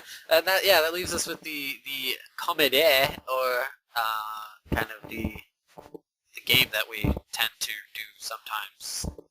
Most of the time. Most of the time. A lot of the times. As of late, we've been drifting towards attempting to be funny. And I really stress that word. Because I am really not funny. But for some reason, Sushi likes to pick it to make me squirt. Well, I don't know. We usually end up in tears, laughing too hard. So, But it's I have never fun. from anything I say. It's, No, there's been some good ones. So Hey. be on with it. Let's choose something. Let's have some fun. Let's try. Let's try it at least. Try. Okay, a comedy thing here. I gotta bring up the list as it's already open, and I'm looking on the wrong thing. I have a good feeling that Alex has some aces up his sleeve. Well, unfortunately, I'm wearing a short sleeve shirt, so we may have to improvise. Oh. Aces in his pants.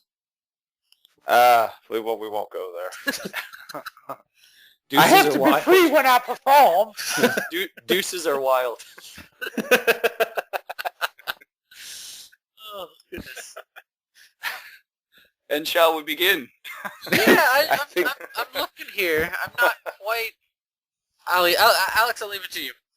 You can have choice number one, where you take number of words, so say 3 words, to describe a game or a series, or 4 words or whatever, or video game titles to describe a person's sex life. Okay. Well, you kind of did that one last time. Whether you Well, no, but the thing is, that last time for me is really like 6 months ago Well, for you. now, no, that one, not quite, that was a little different. It just happened to do a lot because for whatever reason, very, very religious people like to kind of, I don't know if they just don't get enough or what, or just, but they like to think that anybody who does anything different from them should go to hell. So, not condoning it, not saying that was it, but purgatory, a lot of sexual things. I hear Purgatory is great this time of the year. Hey, man. Let's do words to describe games. Words to describe games series. Oh, Yeah. great. Okay. I do not have a die. Why do I not have a die? I usually have a die. Now you're using the dice to I limit won't the amount of words we're allowed to use. if I had a die, but I don't because I'm an asshole. I do. But my dice... Oh, it goes to 6, okay. So you'd like me to roll? Wait. How 20 many- words to describe a series. The game is good. Don't worry. The highest dice I had otherwise is 1 to 3. That's what I was gonna... Wait, how do you... I don't have 1 to 20 or whatever. Oh, the D20. Right. Well, I have 1 to 3 because when I play games with the kids, sometimes the games are really short, so Ah, it's good I to see, have so 1 to 3. I'm repeating one. Okay. Right. So would you like the 1 to 6 dice? Alex, Is or that Cole? better? Yeah, sure. Bring it on. Okay. Here we go. Did we have the last only time we did it with one? 1. Yeah, so if one pops up, don't go with one. Okay. If 1 pops up, we'll go 2 then. Okay, fine. Okay. And it was 1. Christ. Okay, I'll roll again. Fine. Oh, let's just do 3. Let's just do 3. Okay. Three's a good number. Okay, see, there we go. Fair enough. Okay, 3. Alright, so basically 3 words to describe a game or a series. You don't have to, you don't have to, it doesn't have to be just like this one thing, a game or a series. Can it be 3 or can it be less than 3? If somebody chimes in, I guess. Up to 3? And up to 3, let's Up say. to 3. The series, the game or Now, the series. we're going round table, is that right? Right, so we each pick one. So basically, Alex and everybody that's listening, we each pick a game or a series, and then we kind of poke fun at it or try to describe it in 3 words. Yes. So, yeah, we each pick one. Why don't we let Alex go first? Yeah, you want to start us off? Okay. Binary domain. No fucking... Fucking love it. Absolutely outstanding stuff. All right, who are we passing it to? Sushi, you go. Okay. Let's try Donkey Kong. Damn dirty ape. Banana slamming time. Ooh. I hate barrels. Oh, I came up with no more mine carts.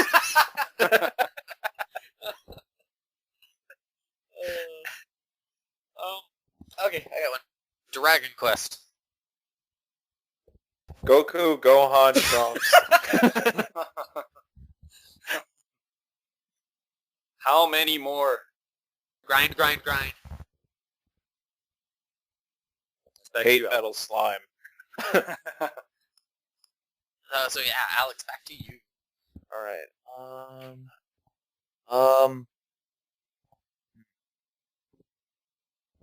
Something that's absolutely ridiculous. I need absolutely ridiculous. Absolutely ridiculous. All right, I'll start easy. Gears of War. Dude, bro, love. That was what I was going to say, actually. Sorry. Coltrane, baby. Woo!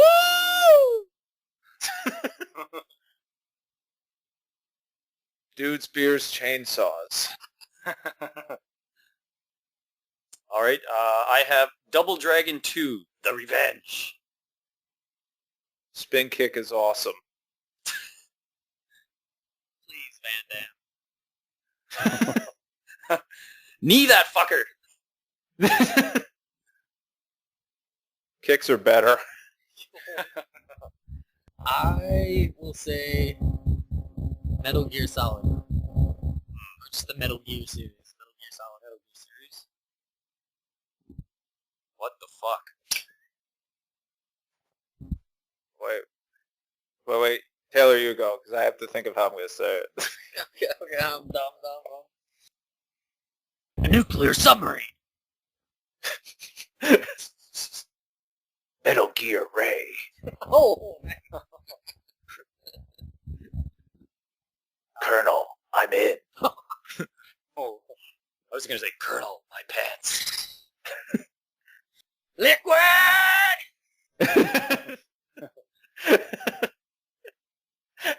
Otacon. Great box. You're pretty Fox good. die. Fox die. Or I could just say fucked flowchart and just leave it at that. Retconning since 1964.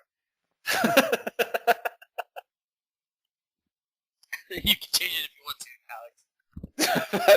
I'm still thinking more, but Well, if you want to think of more, no, because otherwise this is going to be me doing the voice for next year.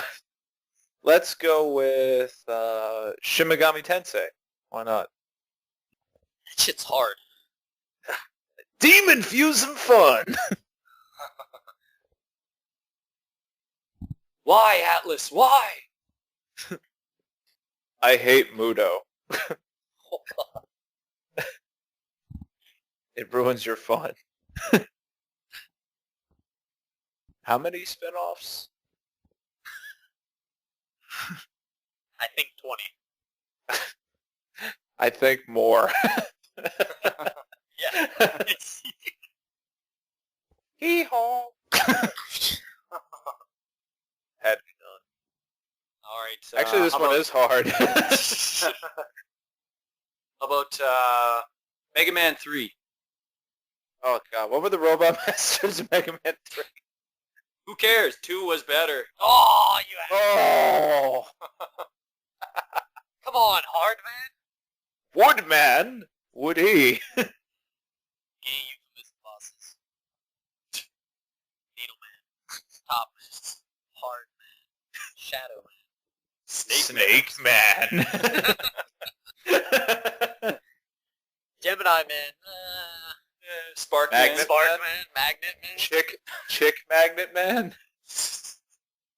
He likes to vibrate. Go ahead, Taylor. Change it. Oh. Sonic the Hedgehog.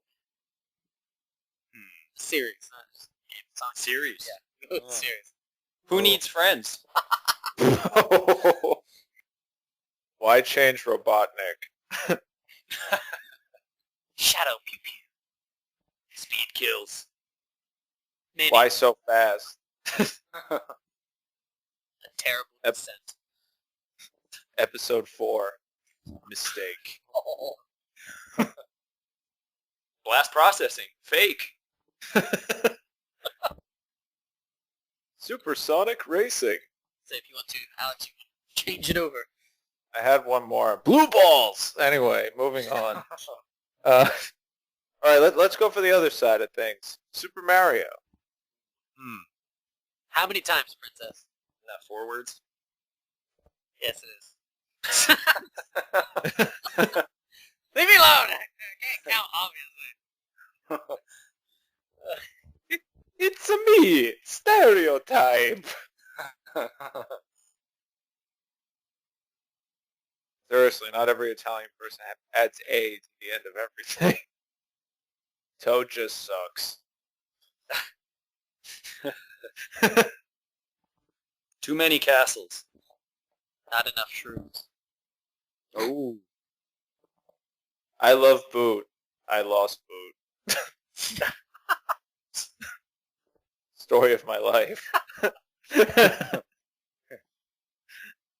Frog suit carnage. I heart Tanuki. Hammer suit's better. No more flutes. Fuck Skyworld. Fuck Pipeland. Don't.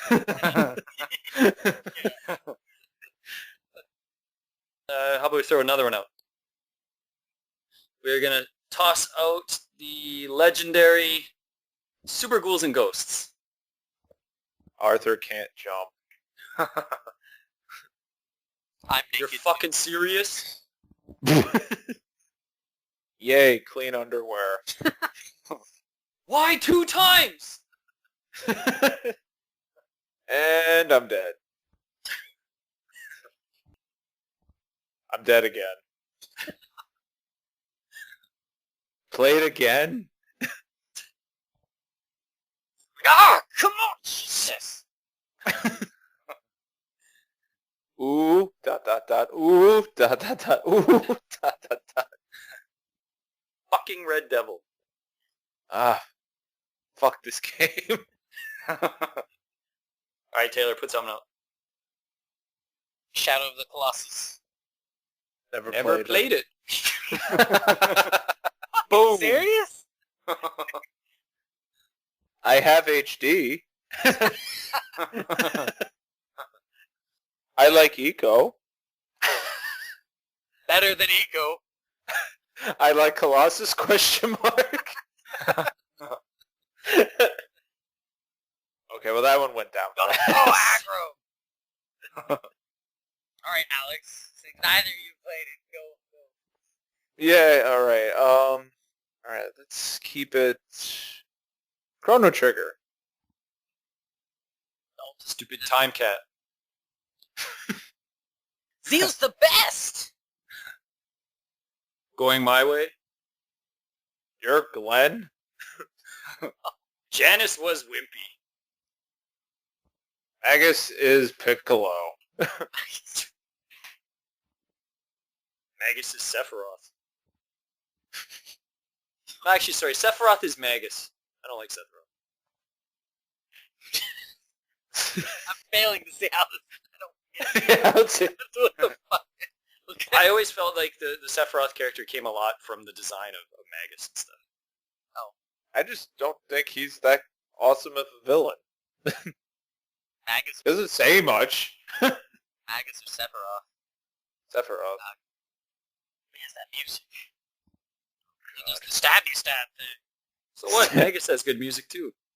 Yeah, but let me put it this way. Sephiroth, while you're fighting him, does complicated mathematics to explain a cataclysm, and then a comet hits you. And it does. How does that happen?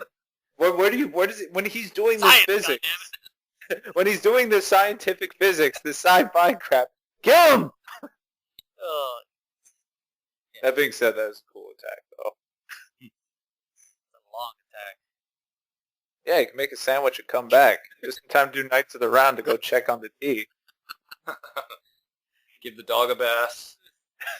Come back. Oh shit, I won. Nice. Chrono Trigger. Robo Rick rolling. It's about time. All out of time.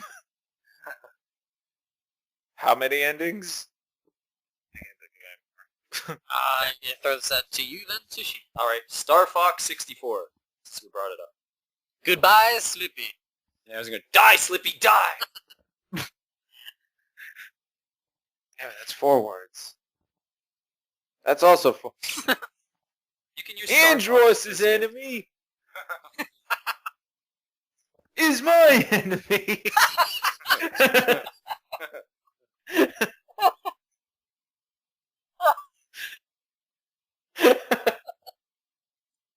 Use proton torpedoes.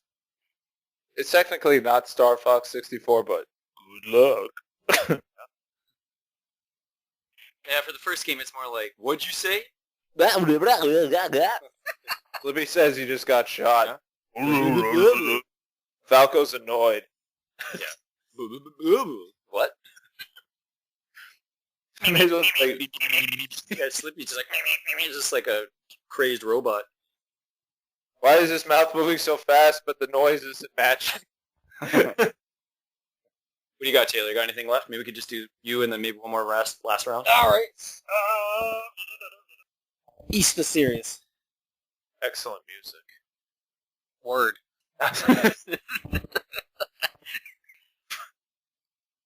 Adol is ginger.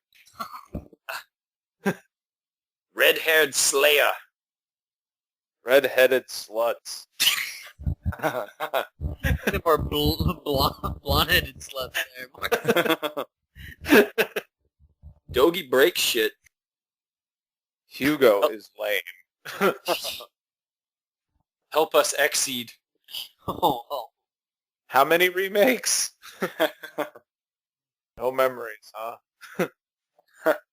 7 was great. 6, not really. Which one was 6? Fished him. I have them. Haven't played it yet. It's not Origins? Question Origin's great. Fucking sweet series. Make new entry. Goddamn harpies. Needs more metal. Alright, I'll pass that over to you, Alex. Contra. Ooh. Blow shit up. Fuck you, Contra. Even with code? Spread my shot. Spread shot required. Oh god. Laser. Laser's kinda shitty. Laser equal game over. Game over, yeah! Hardcores is worse.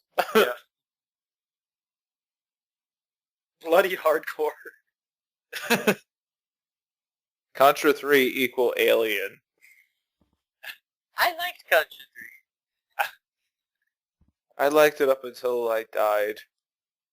Overhead bad. 3. Save me, helicopter. Shattered Soldier, WTF. Don't leave, helicopter.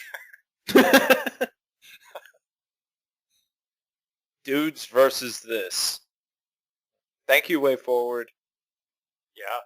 More, please. Metal Gear Contra? Want more Contra.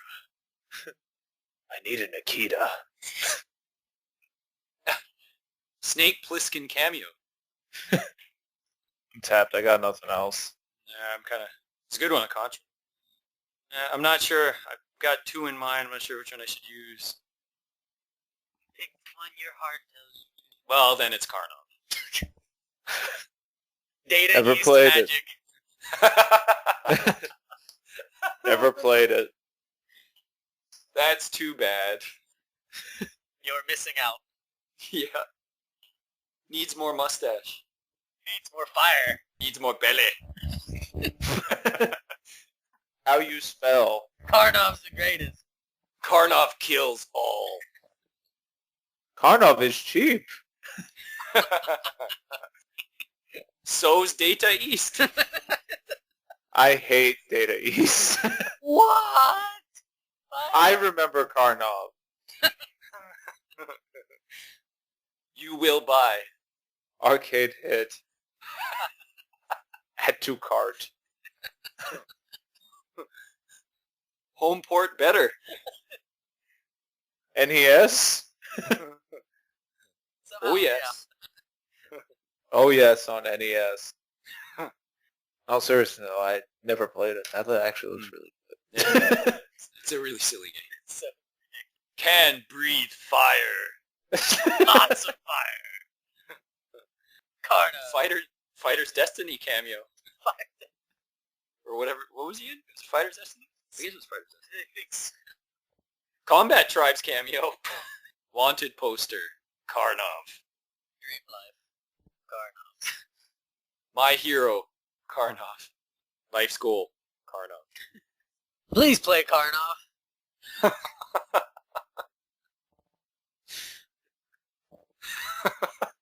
And Bayou Billy. I swear I should just make the Bayou Billy versus Karnov game. I hate Bayou Billy. This episode will officially not be released. Redacted from the annals of Oh, well, but no love to Time Bayou- paradox. Time paradox. Yeah, by time paradox, I changed my mind. And then you No, will no, enjoy. I like Bayou Billy. Sorry if you don't. Sorry, yeah. It's such a hard game. It is. That's why I hate it. It's damn driving. Bayou You Billy. think you're at the end, and then there's just one more plane. Better than those damn birds. Yeah. Come home, Karnov. Ooh, Karnov for president. Vote for him. One World Karnov. That's a world I want to live in. I know it's 4 words, but where do I sign? You Craig. Alright, last one here. Sure. I'll make it something that at least we all know of. Zelda. Leave me alone. Hey, listen. No more side quests. I hate sailing. Do. Do. That's one word. Master sword my ass. Oh, that's one word. Ganon's a pig? Ganon's a man? How'd that happen? The fuck is... Out of silver arrows. Unhappy face. Use magic mirror. Why trains? Walk, walk, walk. Silly chickens. Ah! Pegasus boots rock. I'm not wearing pants.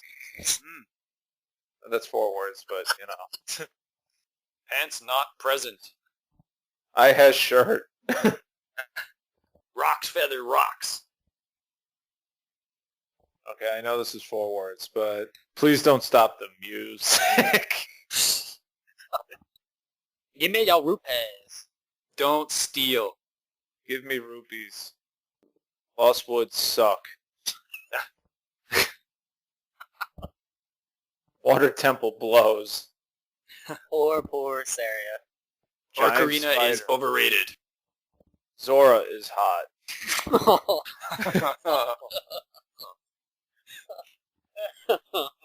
The big fat one, right?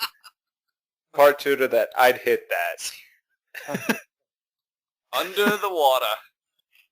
Link is a dink. Stop making them. 4 swords good? Historia is outdated. Story is unnecessary. Historia is outdated. I'm so tired. I'm tired too.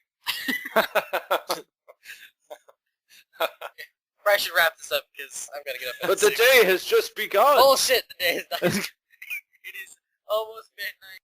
Oh, I have jeez. to be up at 6. And so yeah. But yes, no, thank you for being a guest on the Deep Power On podcast. There, It Alex. was a pleasure, gents. Thank you for having me. And I It's was... unfortunate Greg couldn't come. Yeah, Greg, where were you? Oh wait, we know where you were. stupid Internet limbo. internet limbo. Yeah. Internet time paradox. Oh no. Either that or you're just playing binary domain. Shut up! All right. Literally. Fuck off. I mean, maybe I'll make a video of me just playing binary domain, just sucking at it. Being like, if I had somebody Try to, play like- co-op with wink, wink, hunch, hunch. Try to, like, Alex, wait, I'll come online. We'll play together and we'll... We need a third! We need a third. link it We to do need a third. offline videos or something. This is relevant. Playing behind. No, I forgot Earth Defense Force. Oh well. Oh, that's a good one. That's very fun.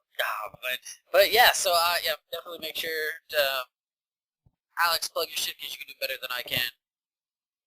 Yeah, it's www. youtube.com/user/ReturnToMotherBase, all one word. That's my YouTube channel. I talk Talks. and I ramble a lot, obviously, but it's all good fun. These guys are cool. I've been listening to them since the first day. Wow, wow. It's only gotten better, even though they vanished from the face of the earth for about 6 months. And then one day I saw it in my feed, and I was like, "Ooh, they're alive." We've tried to remedy that. So. Yeah, but thank you for having me, guys. Show's great. I wouldn't have come on otherwise. Appreciate you putting comments, playing the detective gamer, and yeah, glad that you enjoy the show. Yeah, no, Alex, seriously, you've been really supportive, man. We really, really appreciate it. I know Taylor and I get excited. We got a comment! I've been slacking on the comments lately, only because I've been getting home from work later, so when I watch videos, it's normally stupid early, which is why when Taylor was like, "Can you do 8?" I was like, "I'll be up." But because I'm on the iPad most of the time, like, for me, commenting on that thing, I mean, it's easy, but it likes to autocorrect everything, so I just sound like more of an idiot than I normally do. So I tend to wait till I get to my desktop, but most of the time I just watch them on my iPad. But I've been lacking on comments, but I really enjoyed the last episode, guys. I'll tell you right here. So hopefully you enjoy the ones before this one. Dun dun dun. The ones that occur in the future, but yet to pass. Time paradox. Jesus Christ. Too excited now. I woke up and it was Saturday again. It's like Somebody moved that rock. like a bad Coke drip there. I woke up and I was on a beach. Oh, but yeah, definitely check out his videos. Like I said before, I really enjoyed the nerd questions. It's kind of similar, I guess, to how we kind of approach the podcast, the topics to some degree. So yeah, if you definitely enjoy listening to the podcast, watch those and just the other videos in general. Yeah, everybody rocks. Do it. Yeah. Now that you're good and excited, you can go to sleep, and now you won't sleep. Well, no, I still gotta shoot. 3 hours of sleep. Isn't that the morning shit, shower, and shave? Ew, no, no. I The shower. 3 S's of success. Yeah. What is? I thought there were 3 different S's there. Not quite. I didn't think it was shit, shower, and shave. That is the 3 S's of success. Is it? Yes. Just don't do them all at the same time. I don't recommend. Right. You could try. What are you shaving? I mean, unless you're like shaving your ass, I think you could.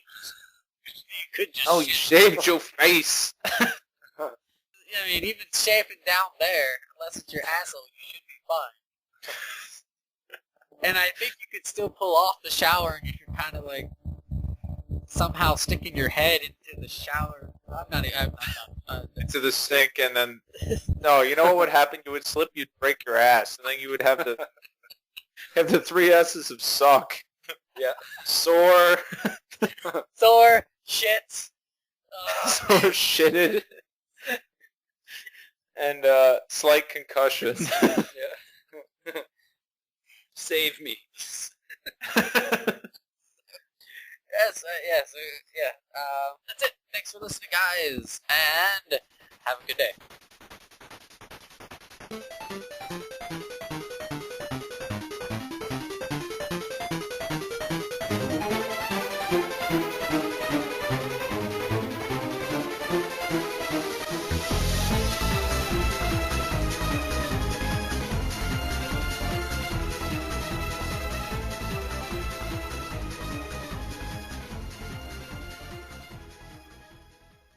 that's pretty smart. And in the process, like, if they have to liquidate assets, and let's say Atlas is one of them, somebody could pick them up. Hopefully it's not Activision. And that'll be it. Imagine Activision getting Atlas. Wow. Persona game every year. Every 6 months. And they make it a first-person shooter. Right. Oh, man. Persona starring Bobby Kotick. And Vin Diesel as the bad guy. Oh man. Oh Jesus. Bobby Kotick will replace Jack Frost. Bobby Frost. And we're getting Michael Bay and Chris Nolan to co-produce these games, this new Shin Megami game. And Hans Zimmer to do the score, so it'll just be this booming blast your With ears off. John Williams as an overseeing orchestrator. Yes, we're talking about Tony Hawk's Persona Skater. Music by AFI.